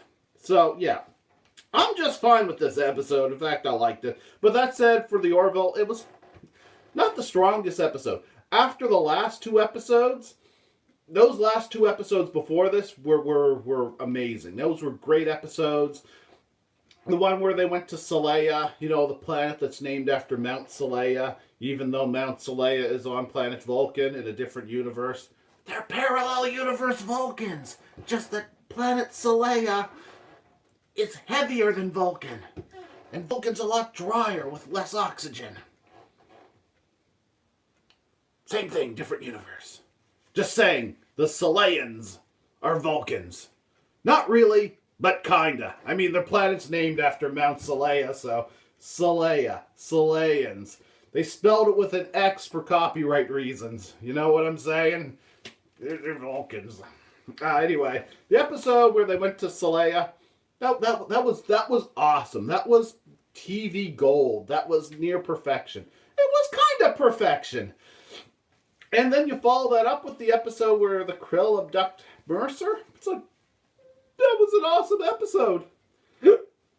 Oh, excuse me, energy drink burp. Gotta keep my energy levels up as it's daytime, and I find it hard to stay awake during the daylight hours. Alright, so, the Orville versus astrology. I have to live in this planet where there's people that believe in astrology. That's right, I have to... This is the planet we have. People believe this crazy stuff. I find that hard to believe that people believe this stuff, but they do, and we have to live amongst them. Anyway, that's my rant about astrology and people killing each other because their space daddy tells them to, which is what happens in religion a lot. And even people just willing to deny evolution, deny science, deny anything, any of our attempts to understand the world around us. Basically denying science just because, you know, when you try to learn about reality, yeah, it's going to contradict people's mythology. Sorry, it's just going to happen. And then when it does, they're like, oh, science. No, not science. Science is wrong and sinful and evil. Yes, what a lovely world we live in where mythology is valued greater than science. Actually, mythology does have an important value to culture. It's our imagination, much of our emotional storytelling can be told throughout mythology. But if you don't acknowledge it's mythology, if you don't acknowledge that it's fiction, if you don't treat it as such, if you try to bend reality to your mythology and not the other way around, that's when you have problems. Anyway, so yeah, they first contact of a new species, and it turns out this species has a crazy hardcore religion based around astrology. And I'm distracted by a cat. Hey there, what you doing? I don't know. I'm not sure what the cat's doing. I was tempted to pick the cat up and bring her on camera, but she looks kind of drowsy. What you doing? You gonna go over that way? You're going that way. Doesn't want to be picked up right now, do you? You want to be on TV? Want to watch TV but internet? Hi there. Hello, everybody. There you go. If you don't have any interesting food, I'm not giving you any more at the moment. I'm sure there's you're getting low on the dry food, aren't you? Oh, well. Anyway, so the Orville, they deal with, they make first contact on that planet.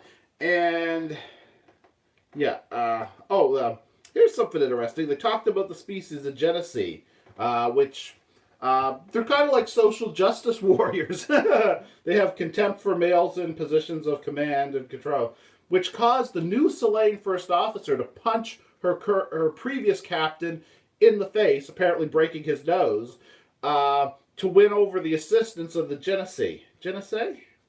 Genesee. I think that's how you pronounce it. Genesee. Because, you know, their captain was male, and she had to take command forcefully to win over people they desperately needed the help of.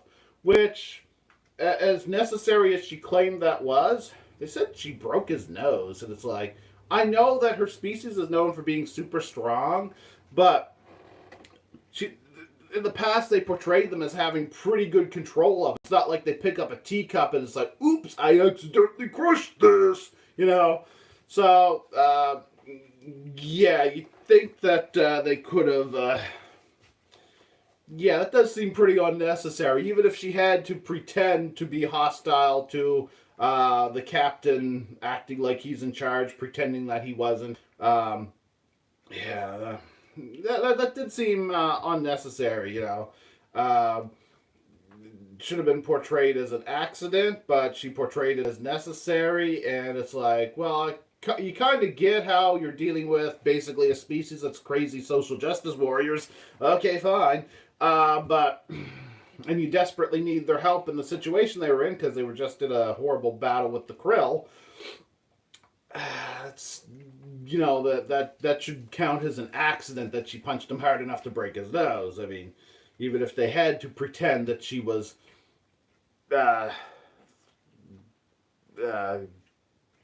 getting him out of the way. I mean, you know, that was a bit absurd.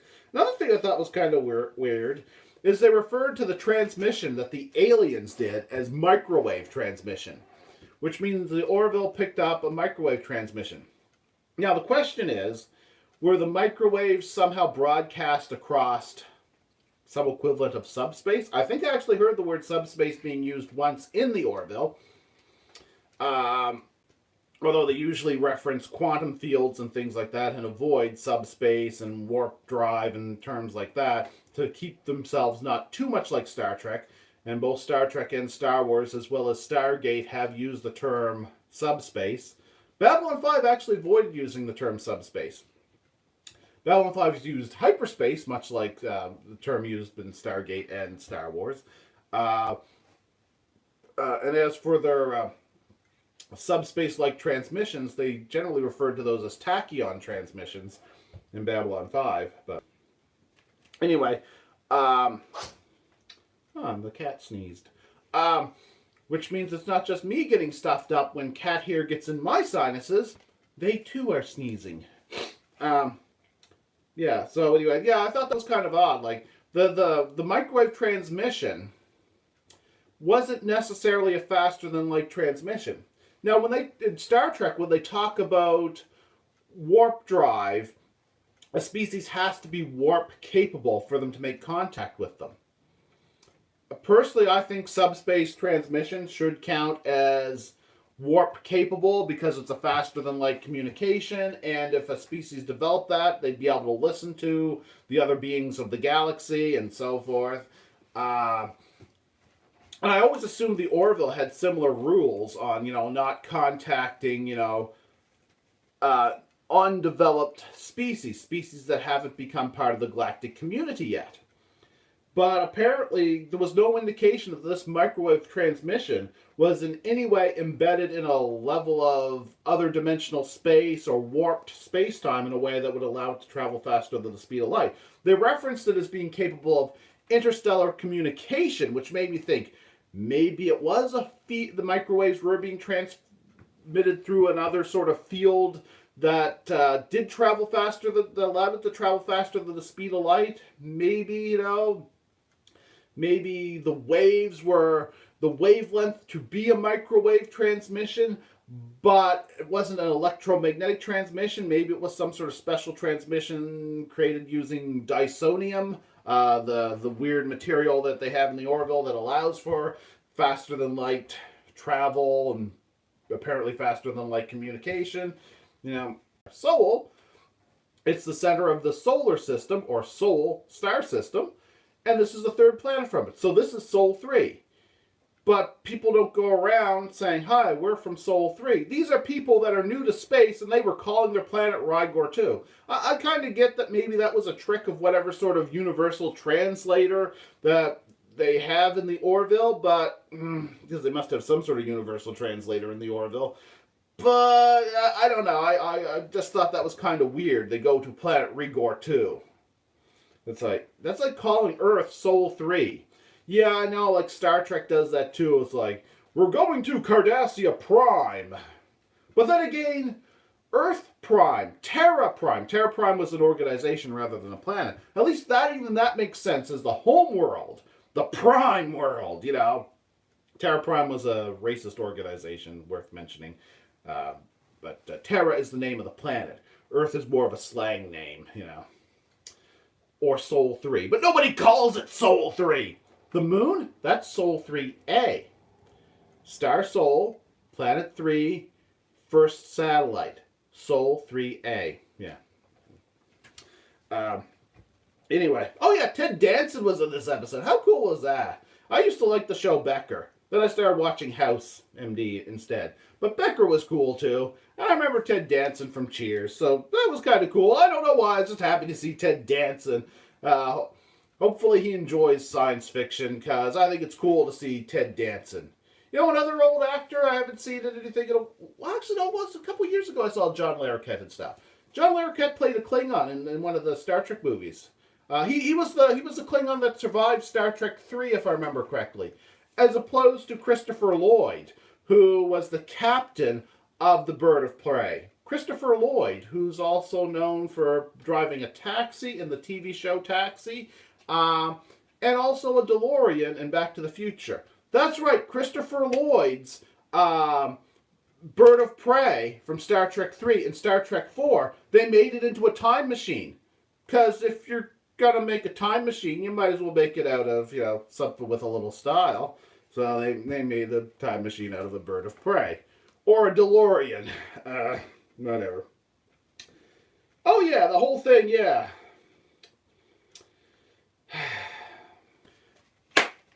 One of the plot holes. This was kind of a plot hole. It was even more of a glaring plot hole of this episode. It was also a plot hole of the episode where they were going to mind screw the navigator because, he humped a statue in a previous episode. And he was being... Would it matter if somebody who was in legal trouble on this planet just disappeared? Would that matter? Would it matter? Would it really be a violation? I don't think it would be. So, why couldn't they just cloak the shuttle, gone down, and picked up the people that they needed to? In fact, there's other episodes. I think the episode where they went to, Bortus's world, and why is that? I keep wanting to call them the Mintakans, the Mocklins. When they went to Mockless, they were able to scan the planet and find a female of the same species, the rare and unusual Mocklin female. Their scanners could pick up that from orbit. I'm pretty sure it's been a while since I watched that episode. I'm pretty sure that's how they did it. So, on this planet of aliens, couldn't they have picked up a human and a Mocklin with their scanners? And I know they can't beam them up, but they have cloakable shuttles. Why couldn't they just cloak a shuttle? Go in, hey, get on the shuttle, we're getting out of here. These people are fucking nuts. Get in the shuttle, we're getting out of here. Why couldn't they just do that? Cloak the shuttle, go down, get the people, get out of there. They didn't have to fight anybody. Cloak the shuttle, just cloak the shuttle, go in. Wait till the people are in the open somewhere. Take off with them.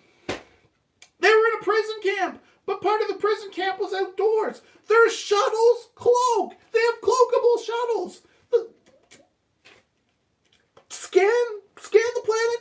See your people. There they are. Get in the shuttle. Go to the planet. Sometime you see Bortus and Kelly standing outdoors somewhere in the fresh air. They were there for a whole month. They had to go outdoors at some point. Why didn't they scan the planet? Just go right down. Go down. There's the cloak shuttle. Open up the back door.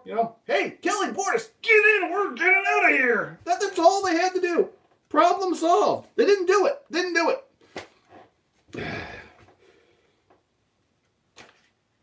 Why? That's like a glaring plot hole. Oh yeah, when they tried to do the jailbreak, where were they going to? Where are they going to go? I don't know. I guess they were just pissed and they wanted to shoot some astrologers, which I'm fine with. They want to go run around shooting astrologers.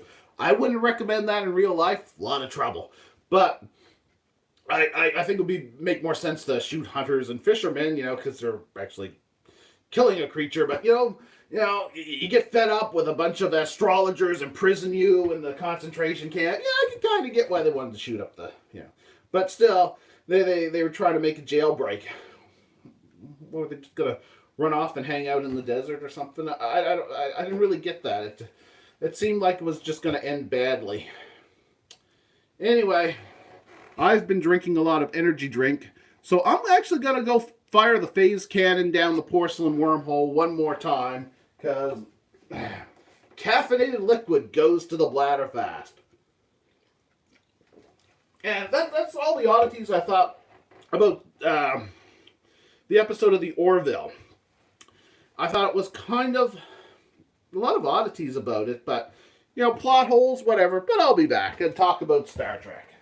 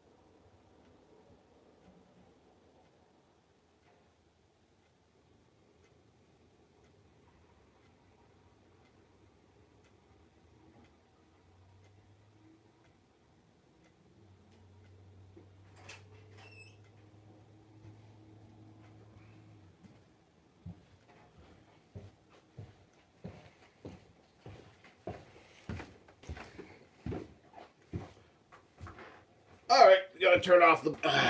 Let's see. All right, and do that, and the camera goes crooked.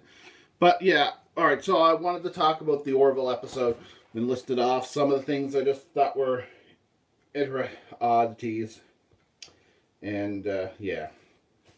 So here's the weird thing. Here's something weird. I watched an episode of the Orville and an episode of Star Trek Discovery in the same day. And it kind of felt like there was more inconsistencies, because I pointed out, they could just cloak the shuttle, find their people, and take them off the planet. They have scanners capable of determining the gender of an individual, let alone the species. They could in the Orville, they could have found their people with the scanners, cloaked their cloakable shuttles, went down, picked them up, and escaped. Shouldn't have been that much trouble. Like, I have less trouble picking out problems with the episode of the Orville. Star Trek Discovery, which is usually a mess of nonsense and oddities.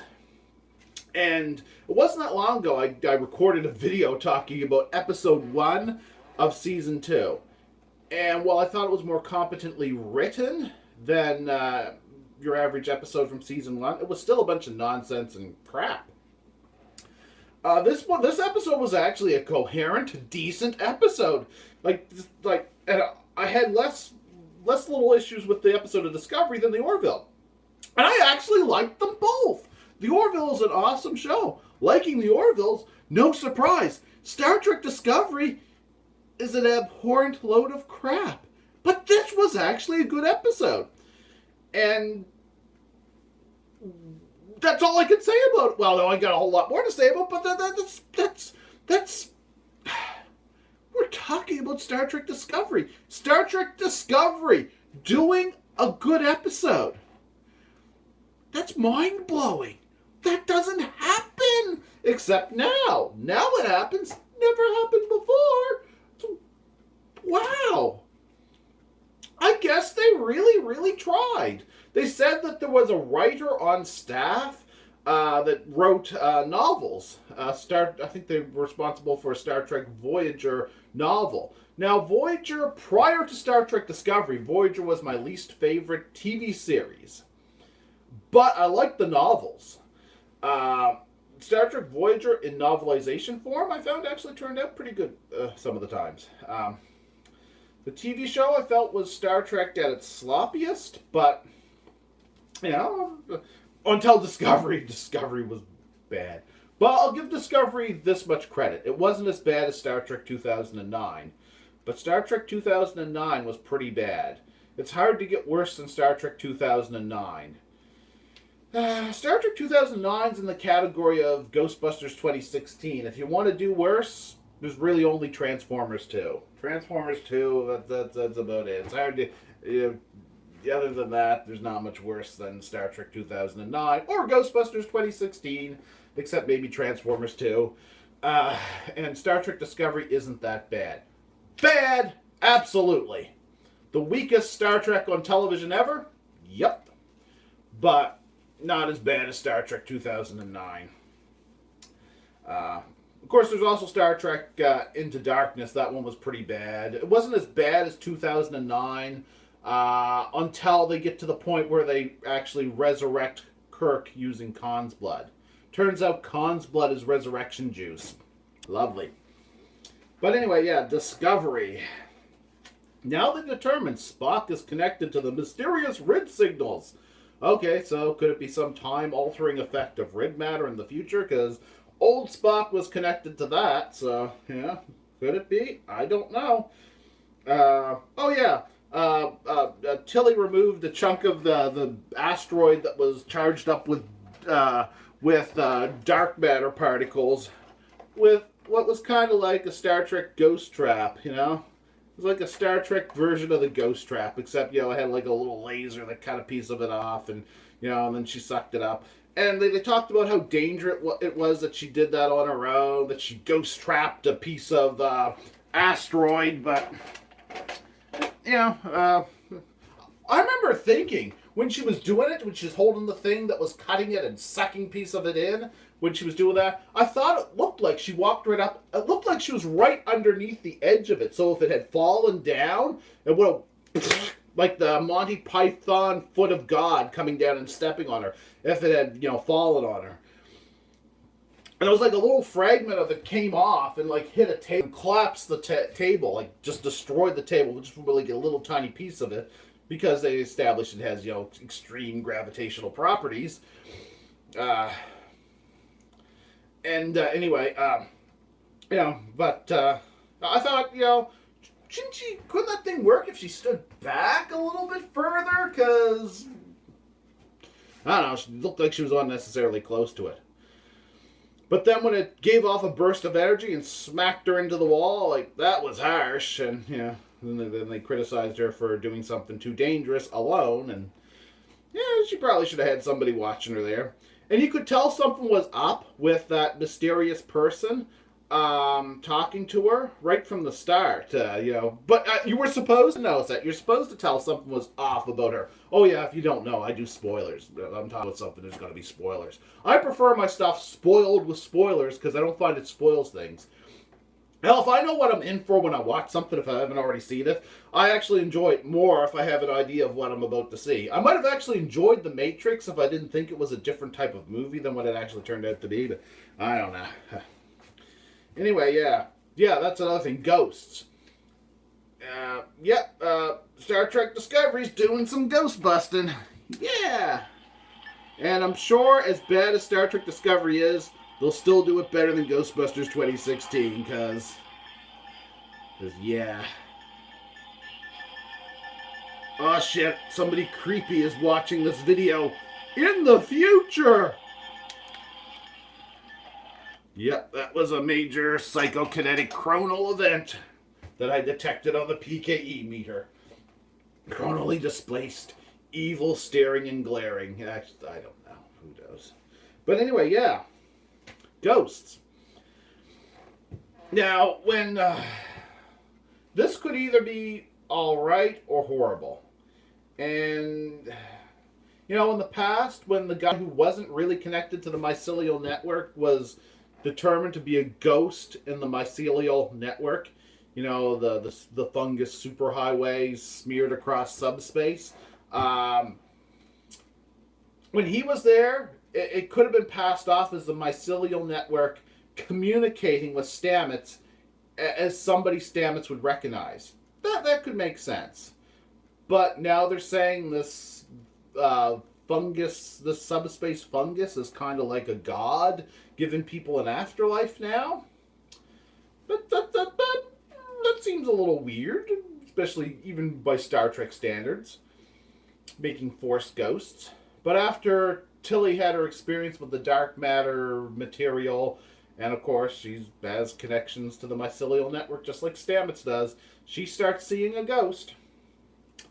Yep, and that was it. But I gotta say, as absurd as it sounds, Star Trek has done ghosts before. In fact, species who have survived death in some form as ghost things, as well as energy-based life forms that, for all physical characteristics, they're not dead, but they count as ghosts as well.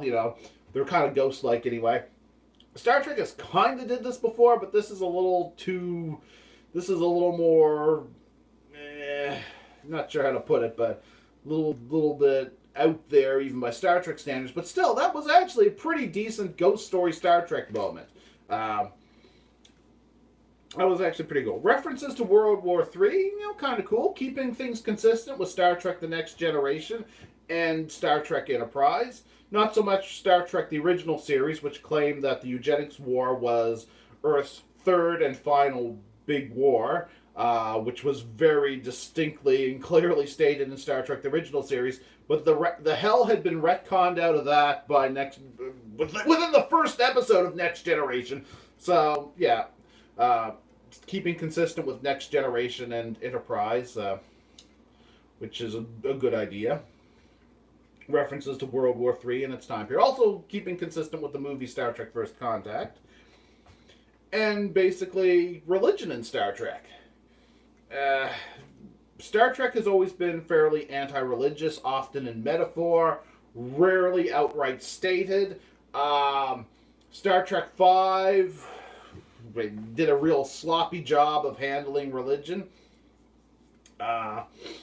But this episode, they talked about religion and had religion and did a fairly decent job with it, which was kind of interesting. Yeah. Oh, yeah, here's a thought. The ghosts on the Discovery, weird rid anomalies from across space, all this strangeness. What if you were to look at the only events in Star Trek Discovery being solid, clear events that clearly could have happened, being the episodes that took place prior to the Starship Discovery? What if everything else is in flux? Because in the last episode, we see the Enterprise, the 1701 Enterprise. And it doesn't look like it should have looked at that time period. It has nacelle struts that kind of look like movie era, but it does have the proper nacelles, just not the nacelle struts. And it's actually not a bad looking ship. It just doesn't look like what a Constitution class starship should look like at that time. Earlier, we see a diagram of the Defiant, the Constitution class Defiant, and it's a weird looking variation on the Constitution class design. I mean, it kind of looks Constitution class, but don't look right. Some weirdness on it. Some weird joints on its nacelle strut, pylon things, whatever. Anyway, in the actual last episode of Star Trek Discovery, I'm talking about episode 1 of season 2 now instead of it's going back, because I previously was just talking about episode 2 of season 2. Just going back to the previous episode, though. There's actually a scene in that episode where you see on a screen an image of the Enterprise, the 1701 Enterprise, and it looks like it the same as it did in the TV show, Star Trek the Original Series, where it looks correct. So it just makes me wonder if the Discovery and all the stuff it's experienced is like in some sort of weird flux that's not really set in stone. That could be a way of rationalizing all the extreme inconsistencies. I mean, Star Trek has had visual inconsistencies in the past, changing of actors and actresses and changing of special effects and all sorts of stuff like that. So you could just view it as a storytelling glitch. But I'm wondering if you could say there's like some sort of canonical explanation that the Starship Discovery and everybody connected to it is in some sort of weird flux where the reality that their experience is constantly shifting. I don't know. That's just a thought that I had, and I wanted to comment on that. before I go on to comment on the spore drive. But actually, in this case, the spore drive is mostly unknown to Pike. Pike knows very little about the spore drive. He hasn't heard a thing about the tardigrade. He hasn't been updated on most of that. So despite the fact that it looked like the spore drive was semi-well known in some episodes of Discovery, it seems like they actually have been keeping it fairly secretive. Which means the whole reason why this thing might not be used in the future is maybe this spore drive is tearing apart the fabric of reality as it's known, and maybe it can't be used in the future. I don't know, but the spore drive was a mystery. Pike knew nothing of the tardigrade. And the fact that Starfleet has those rules against genetic engineering, I mean, in Next Generation, those rules didn't exist. Then all of a sudden, Deep Space Nine decides that this is why we hardly see anything of genetic engineering in Star Trek. There was rules against it ever since the eugenics wars, which records are spotty from the eugenics wars. So it's like, really? That's why they would come up with those rules that were still in effect centuries later? Okay, whatever, Deep Space Nine. Not your best moment, but whatever. Anyway, I do like Deep Space Nine. It's one of my top 3 Star Treks, along with Enterprise and Next Generation. Anyway, Deep Space Nine made that rule. Enterprise backed it up. That ever since the eugenics wars, humans have outlawed genetic engineering on humans, blah, blah, blah, whatever. But the fact that Stamets had, injected himself with some tardigrade DNA, that seems like a lame reason not to use the spore drive anymore. It's already done. It's over. It's done with. He's altered genetically. You going to kick him out of Starfleet? No, you're not going to kick him out of Starfleet? Good. All right, let me use the fucking spore drive. Why not? That was like just a lame thing. Oh yeah, the Spock-Michael relationship. Last episode, there was kind of a little bit of a tone that made you wonder. Okay, they're not biologically siblings, but they were raised in the same household after Michael Burnham lost her parents. So they're kind of like siblings, but they're not really siblings. It kind of almost sounded like there might have been a romantic relationship between Spock and his foster sister, which is kind of creepy. Just sounds kind of wrong, But it kind of came off as that tone in the previous episode. This episode, they kind of referenced their family relationship. Didn't come off as creepy. Just saying that it didn't really make up for the creepiness of the previous episode. And now Spock is, not just connected to the Rid Angel, Rid Spots, Rid Flashes, whatever. And Spock apparently had been having visions of this since for a long time.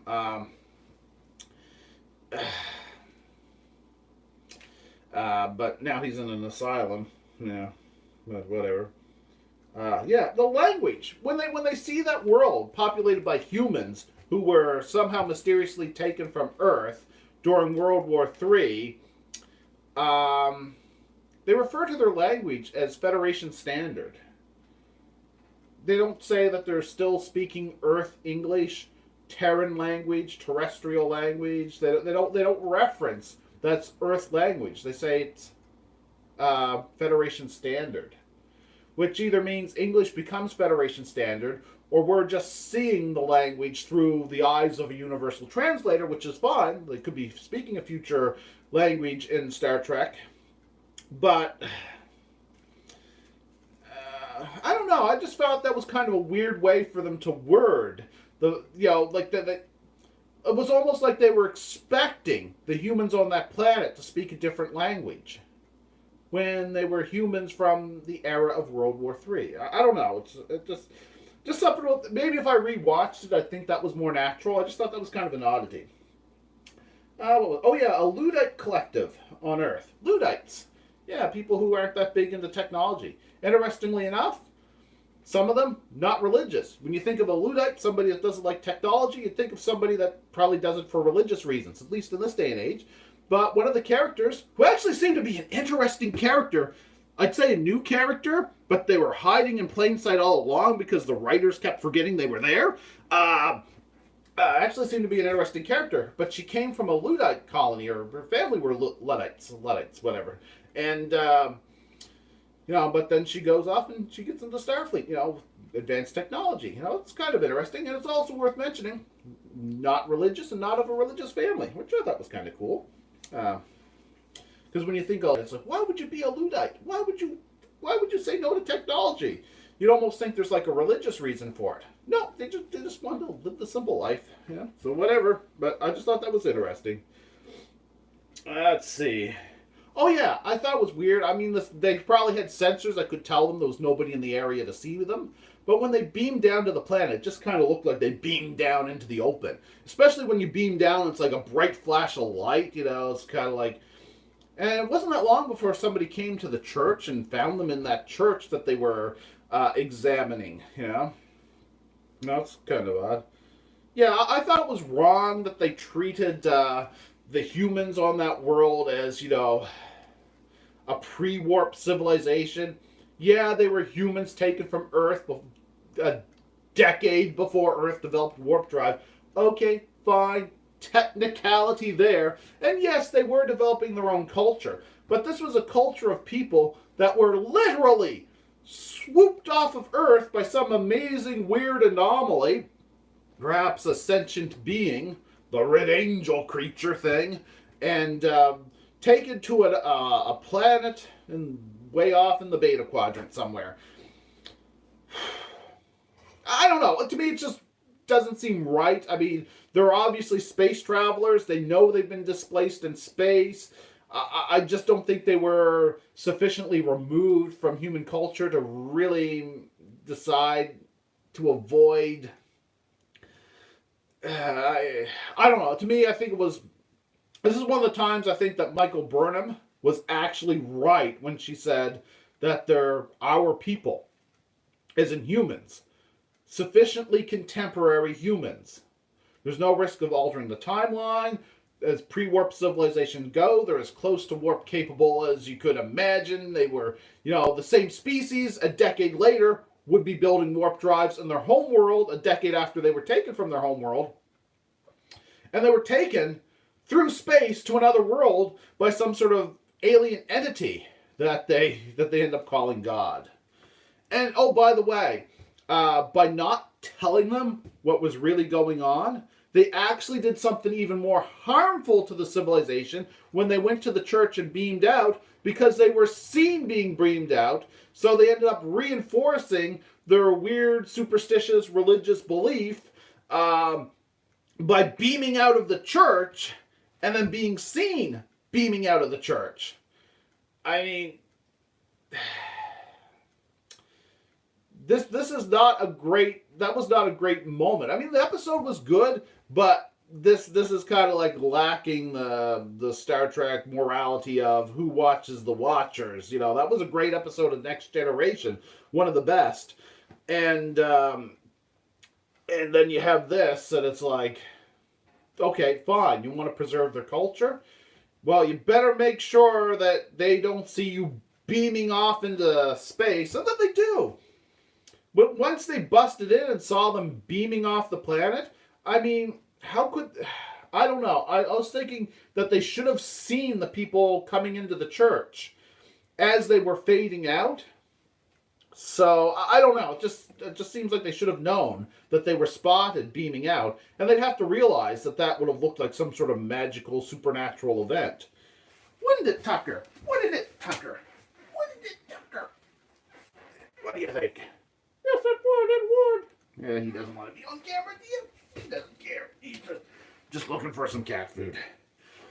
But anyway, yeah. So I think that they did far more harm by beaming away from that church than they did otherwise. So I think it was important that Pike went down and talked to that person, but he should have talked to all of them, because all of them saw him beam out of there. And, you know, when the phaser blew up, you know, that was some advanced technology, so whatever. Yeah.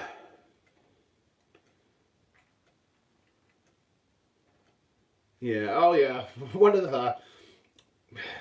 the world that the humans live in there, that is kind of a depressing world. I mean, it was. I mean, you know, it's not a world you'd really want to live in.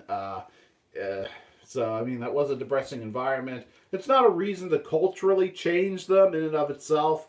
it's just worth mentioning, yeah, that was a depressing planet. But anyway, yeah.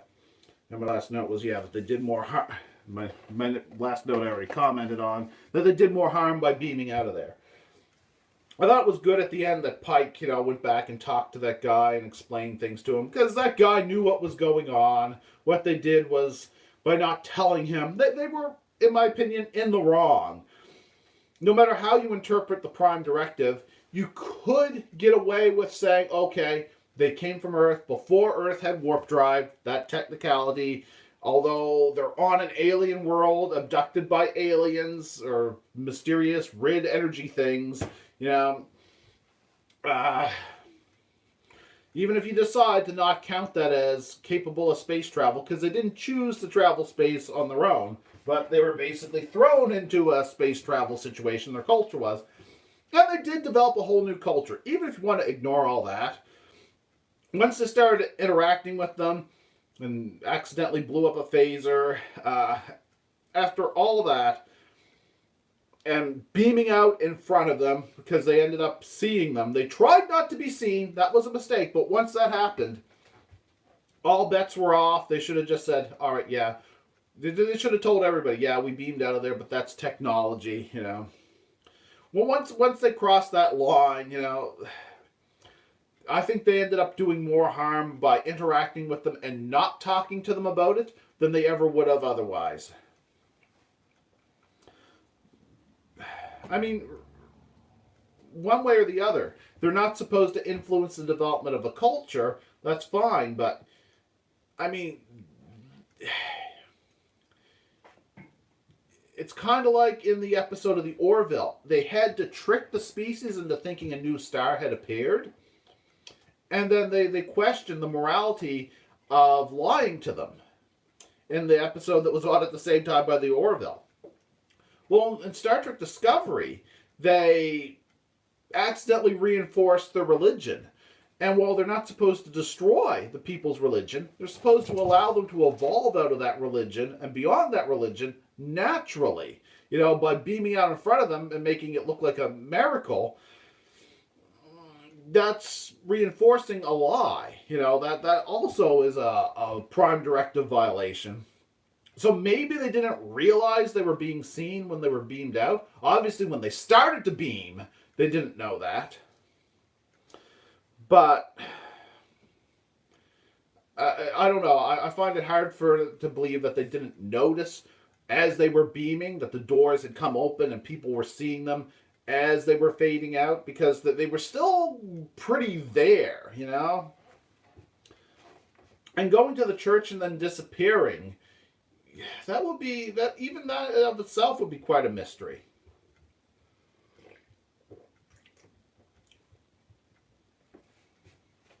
So I don't know. I'd say Star Trek Discovery, it actually was a good episode. And while I'm going over details, kind of like I'm nitpicking them, I actually had more nitpicks. There were more nitpicks that I found in the episode of the Orville than Star Trek Discovery. And that don't happen very often. We're talking a rarity. The Orville is a great show. Deserves respect. It should be watched and loved by many, It should have an even bigger audience than it does if only more people knew about it. This is what Star Trek really should be like, And then Star Trek Discovery is usually just bad. It's not just the failed at being Star Trek. It's kind of like painful to watch at times and unpleasant. Not as bad as Battlestar Galactica, but that's about the only ongoing TV series I could think of that I liked less than Discovery. That said, I did find, unlike Battlestar Galactica, I did find some moments. Well, even in Battlestar Galactica, there were moments. Only moments. And actually, the original Battlestar Galactica, as corny and painful as that was, I found it had more good moments than the remake. Because the remake was just miserable. But I didn't like either one of them. But the Star Trek Discovery, though, I find it more enjoyable than Battlestar Galactica, that's for sure. But it's not a great show. But I've watched season 1, and I've gotten some entertainment out of it. but it wasn't good. It's like, okay, I can watch that. Okay, there's a series of problems I have with this, but then there's parts of it that were enjoyable. Unfortunately, with Star Trek Discovery, it's often superficial things that are enjoyable. Such as in the first two-part episode of Star Trek Discovery, the starship. Before they were on the Discovery itself, I actually liked that starship. And, oh yeah, in this episode of Discovery, the one that was just on now, episode 2 of season 2, something rare happened. One, characters other than Michael Burnham, however you pronounce her name, the Michael character, characters other than her had prominent and important roles. But something else happened that was rare. She did something that was actually likable and agreeable. She actually had some good points to make. That these people are basically humans. The level and degree to which they were removed from contemporary humans was pretty small. I think she made some good points when talking to Pike over whether or not they should let these people know what was going on. So that's another thought. You know, I thought she had some good points there, for a change. As opposed to in the past it being something like, these are Klingons. We gotta kill them to have peace with them. That was like the stupidest. She started a war with the Klingons. She wanted to kill the Klingons to have peace with the Klingons. And then they ended up at war. She committed mutiny. And her excuse for it was, I wanted to save my crew from being killed by the Klingons. So you started a war with the Klingons. Not a good character. Not a smart character. But that said, she's finally having some good moments. The thing that I find hard to like about the character is some of the mistakes she made in the first season are so hard to redeem.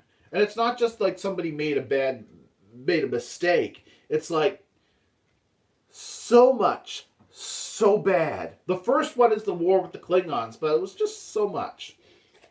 For so long, just a bad character. And it's hard to like her after those first two episodes.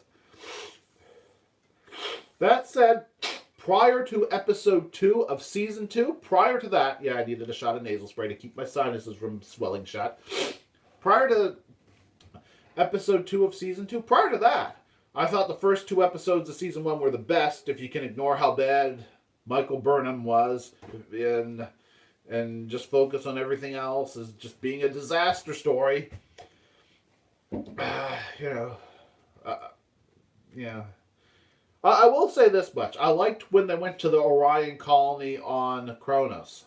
The Klingons still looked like crap, but a lot of naked Orions, you know. That was great. Naked Orions. Yeah.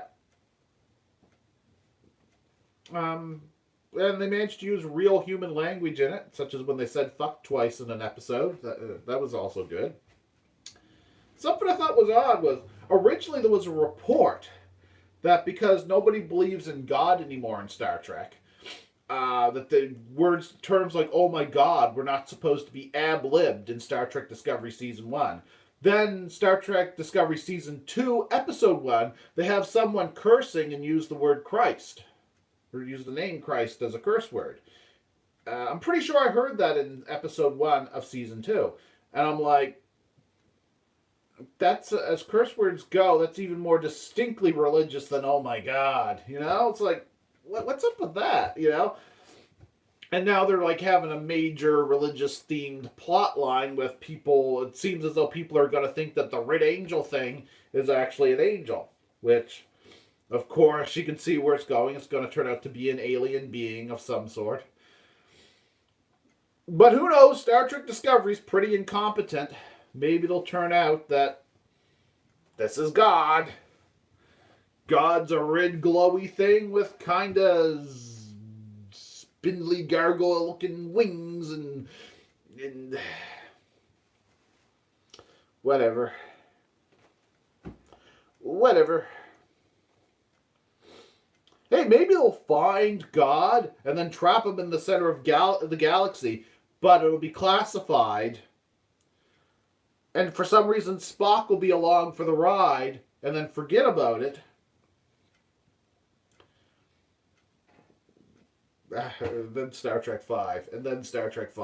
I'm just pondering stupid, absurd things because of Star Trek Discovery. And prior to this episode, it was hard to find an episode that was fully competent, a fully competently written episode of Star Trek Discovery. But I gotta say, like I thought of like some nitpicks to describe about the episode when I went over the details in it, which were largely just things that I just thought about the episode. You know, just interesting thoughts. You know. Interesting idea, taking humans that were in World War III. An interesting part of Star Trek history was, you know, when they describe our not as far into the future part of the future, you know, things like World War III, the eugenics wars, which actually the eugenics wars are past now. That's an interesting thought. At least most of them. The original eugenics wars, but apparently there were like some later eugenics wars, which will lead to World War III in some way, and blah, blah, blah, whatever. They actually did a pretty decent series of 2 books, Star Trek The Eugenics Wars. I think it was by Greg Cox. And he did a great story using the character Gary Seven, tying together all kinds of Star Trek elements that involve time travel, including the phaser that Chekhov left in the past in Star Trek IV. All the stuff made appearances, references to the Ferengi from Little Green Men who, you know, crashed in Roswell, you know, all that stuff got referenced in the book, connected together, and turned the eugenics wars into a series of violent conflicts being guided and manipulated by Khan Nooney and Singh, but all being like real world events, but fictionalized. So Khan was like manipulating things in an attempt to take over the world, but it was all secret.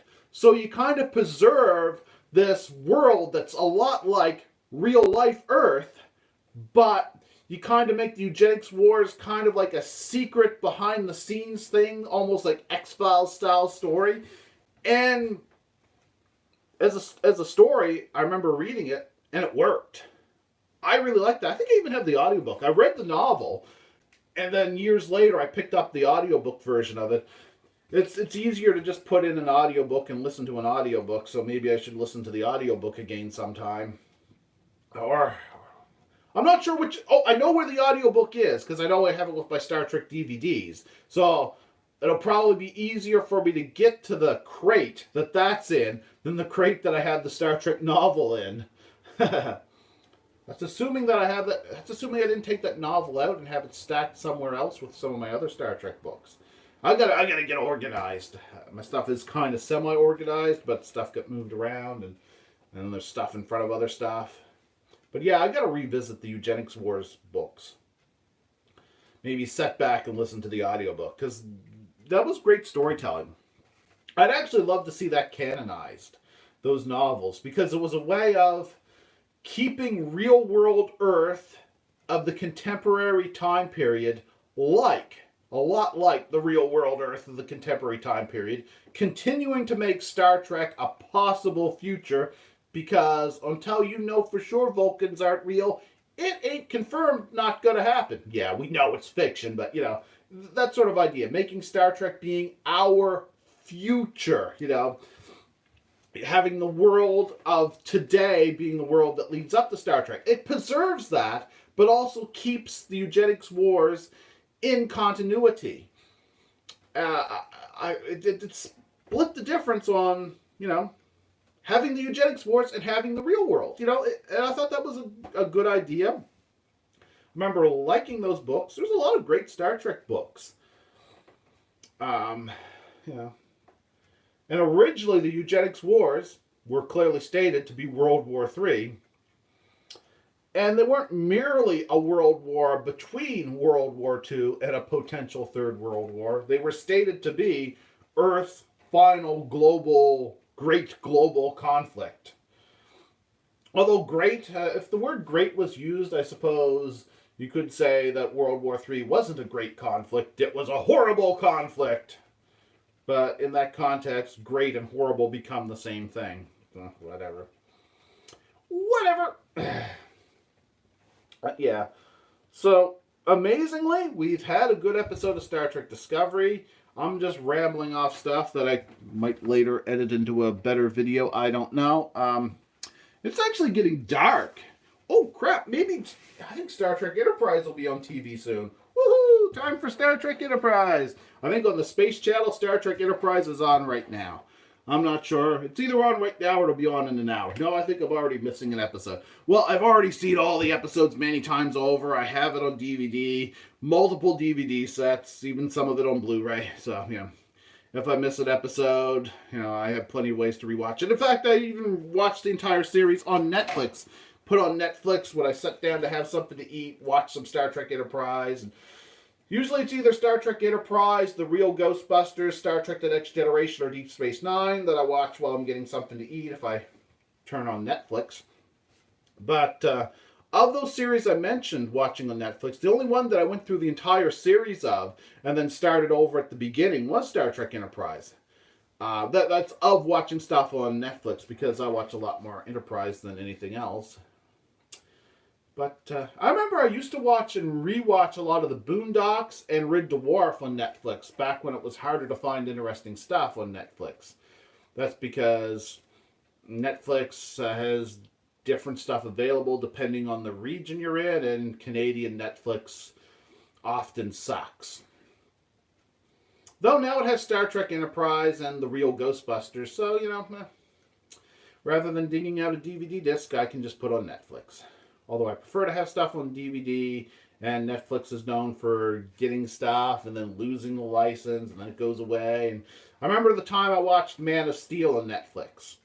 Except I didn't really watch the Man of Steel on Netflix. I just watched a little bit of the Man of Steel on Netflix, the Superman movie. It wasn't a very good movie. I wasn't all that interested in it, but I did want to see the whole thing. But I stopped watching it partway through, and I figured I'd pick it up later. And then when I did, it was gone. Netflix didn't have it anymore. Maybe they got it back. I don't know. But it's time for me to grab my Star Trek paraphernalia and go watch me some Star Trek Enterprise. So I'm going to end this video because it's about that time. And I rambled on and on and on just to get my thoughts out there on some stuff. I wanted to make a video. The whole point of this was for me to find the easiest, laziest, sloppiest way that I could just ramble on about my thoughts on what's going on with Ghostbusters, Star Trek, and the Orville, and that's what I did. That was the whole point in this, I don't know if any of this will be usable in the future for any purpose. Like say, well, I thought I had some pretty good insights on, the Orville. Or Star Trek Discovery, or Ghostbusters, Or maybe this will just be a video I'll want to forget about. Odds favor that one, excuse me. Belching up my energy drink. Gotta keep my energy levels up. But the sun will soon go down, and I'll probably feel more awake. Actually, not necessarily. I find it's usually around midnight by the time I start to feel really awake. Yep. I'll start waking up as we approach midnight. I'll try to go to sleep, somewhere around 3 or 4. I'll be trying to get myself to go to sleep, and I just won't. Won't be able to get there. Just won't be able to do it. Anyway. Getting dark. Yeah, there we go. That'll help.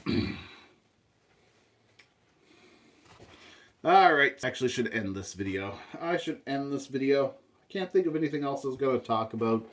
But hey, this is a lazier way for me to make a video than actually organizing space on my camera, so. And the whole point of this was just whatever thoughts I had on what was going on, Star Trek and the Orville, Ghostbusters, and whatever. Galaxian! Galaxian! Yay! Woohoo! Anyway, alright. So, all right, I was going to end this. I was going to end this video. Now, you know, sometimes when I press the little button to end the video, it keeps going until I confirm that I want the video to end. Wonder what it'll do this time. I don't know. But anyway, if you actually found this worth listening to, you can feel free to check out more of my videos because there's more of them out there. And, ooh, there's a cat. There's a cat. Hey, cat. Hey there, little cat. Look at this. There's a cat. There's a cat. Look at the cat. Look at the cat. There's a cat. Look at the cat. Hey, cat. There's a cat. There's a cat. There's a cat. Okay. Yeah. Okay. She wants to squirt. There we go. But you don't want to get stepped on. No, you don't want to get stepped on. You want to be on the floor, but you don't want to get stepped on. Yeah. Sometimes cats just want to swirl around your feet. Okay, yeah. Which, make a mental note to myself not to step forward. I can lean forward, but if I step forward, I might step on the cat. Yeah. Or actually, by the time I make a step, she might be behind me by then. And I can already feel the cat who go making its way into my sinuses. Not to worry. I have xylometazoline. Well, 0.1%, or is it 0.01%? 0.1%. Xylometazoline. All right. Oh, the cat's gone. Oh, no. Behind me. The cat's behind me now. Yeah. So now I have to make sure I don't step back, or I might be screaming from Kitty's tail getting stepped on. So many cats. Yeah, there's 3 cats on this video. That's not all of them. There's 2 more. There's 2 more that didn't show up on this video. I'd go get them, but I was going to go end this video. Go watch some Star Trek Enterprise. Maybe go to the bathroom, fire the phase cannon down the porcelain wormhole again, because caffeinated fluids, they really accelerate your bladder. Bladder accelerant. Video game character on the can, and this is probably broadcasting in a low enough resolution that you probably can't see that anyway. Well, whatever. I'm just sitting there minding your own business, grooming yourself now. No longer twirling around my legs, rubbing up against me, now just standing behind me with her tail just towards me. So if I step backwards, it's almost like she wants it to get stepped on. Oh, cats. So much trouble. So much trouble. For themselves when they get themselves stepped on. Yeah. Anyway, what was I going to do? Oh, yeah. There we go. Yeah, the Ghostbusters paraphernalia, because there's got to be a new Ghostbusters movie in 2020. And I hope that rumor is wrong. I think that would be kind of lame if the Ghostbusters movie's new characters are like 13-year-olds. I'd like them to, even if they don't canonize the cartoon show, kind of take influence from the cartoon show, kind of like how their usage of Slimer in Ghostbusters 2. And maybe introduce Kylie Griffith as a character who studied under Egon Spengler and is now an assistant or working with Ray Stantz. Because actually, at this point, she would have, if they established she studied under Egon Spengler in the 90s, and yeah, she could easily be a full-blown senior partner. I don't really care if they bring back Bill Murray or not. Well, you're still there, but I can step this far back without stepping on you. Yeah, bring back Bill Murray. I don't care. My favorite Peter Venkman was Lorenzo Music. And, you know, I'd almost rather they tried to get Dave Coulier to play the part. And, you know, Dave Coulier was not the best Peter Venkman. But in a way, you know, he wasn't all bad. He inspired that really cool Alanis Morissette song. That was awesome. It was an awesome song. When that song hit the charts and, you know, on the radio everywhere, just an absolute kick-ass song. What an interesting day to be Dave Coulier it would be. That's an awesome song, too. Every time I scratch my nails down someone else's back, I hope you feel it. I hope you feel it. Good line, good line. I don't think I worded it right, but so many good lines. Yeah. Good song. Alanis Morissette was awesome. Great song. Bad day to be Dave Coulier when that song came out. I mean, it was a great day. He could go around saying, I inspired that song. Fuck. But anyway, yeah, Dave Coulier. Yeah, because he dated Alanis Morissette prior to that song, you know, being made, and generally thought that he inspired it. And he was generally known for being the less preferable voice of Peter Venkman in the animated Ghostbusters. However, that said, Lorenzo Music is no longer alive, so it would be, you know, just like you can't bring back Harold Ramis. You know what? What I would do with the Egon Spengler character, without Harold Ramis, I would have that Egon left behind a computer, and the computer spoke in Egon's voice, like an advanced computer. I'd have Egon mysteriously disappeared, but his computer would be programmed by him to speak in his voice, and I'd have Marcel Lamarche. I'm not sure how you pronounce her name. Marcel Lamarche?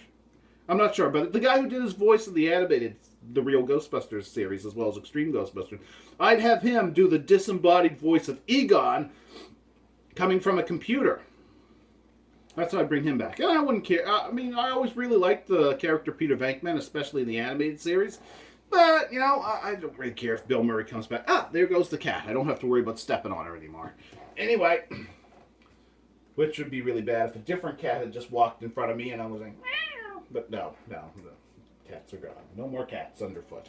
But I hear an electric heater kicking in. And I was going to end this video. Yeah, there we go. I'm going to end this damn video. But yeah, I mean, there's all kinds of interesting things that can be done with Ghostbusters. What I would do is obviously not going to happen. But I'd introduce the character of Kylie Griffin. I'd have somebody else do the voice of Egon and have him a disembodied computer voice. Nobody really knows what happens to Egon. And then maybe it would turn out that he somehow copied his mind into the computer somehow. But maybe he knew he was going to die or something. But anyway, I am going to end this. So, it's time for me to end this video. Feel free to look for more of my videos. All I'm going to be doing now is pressing buttons to end this.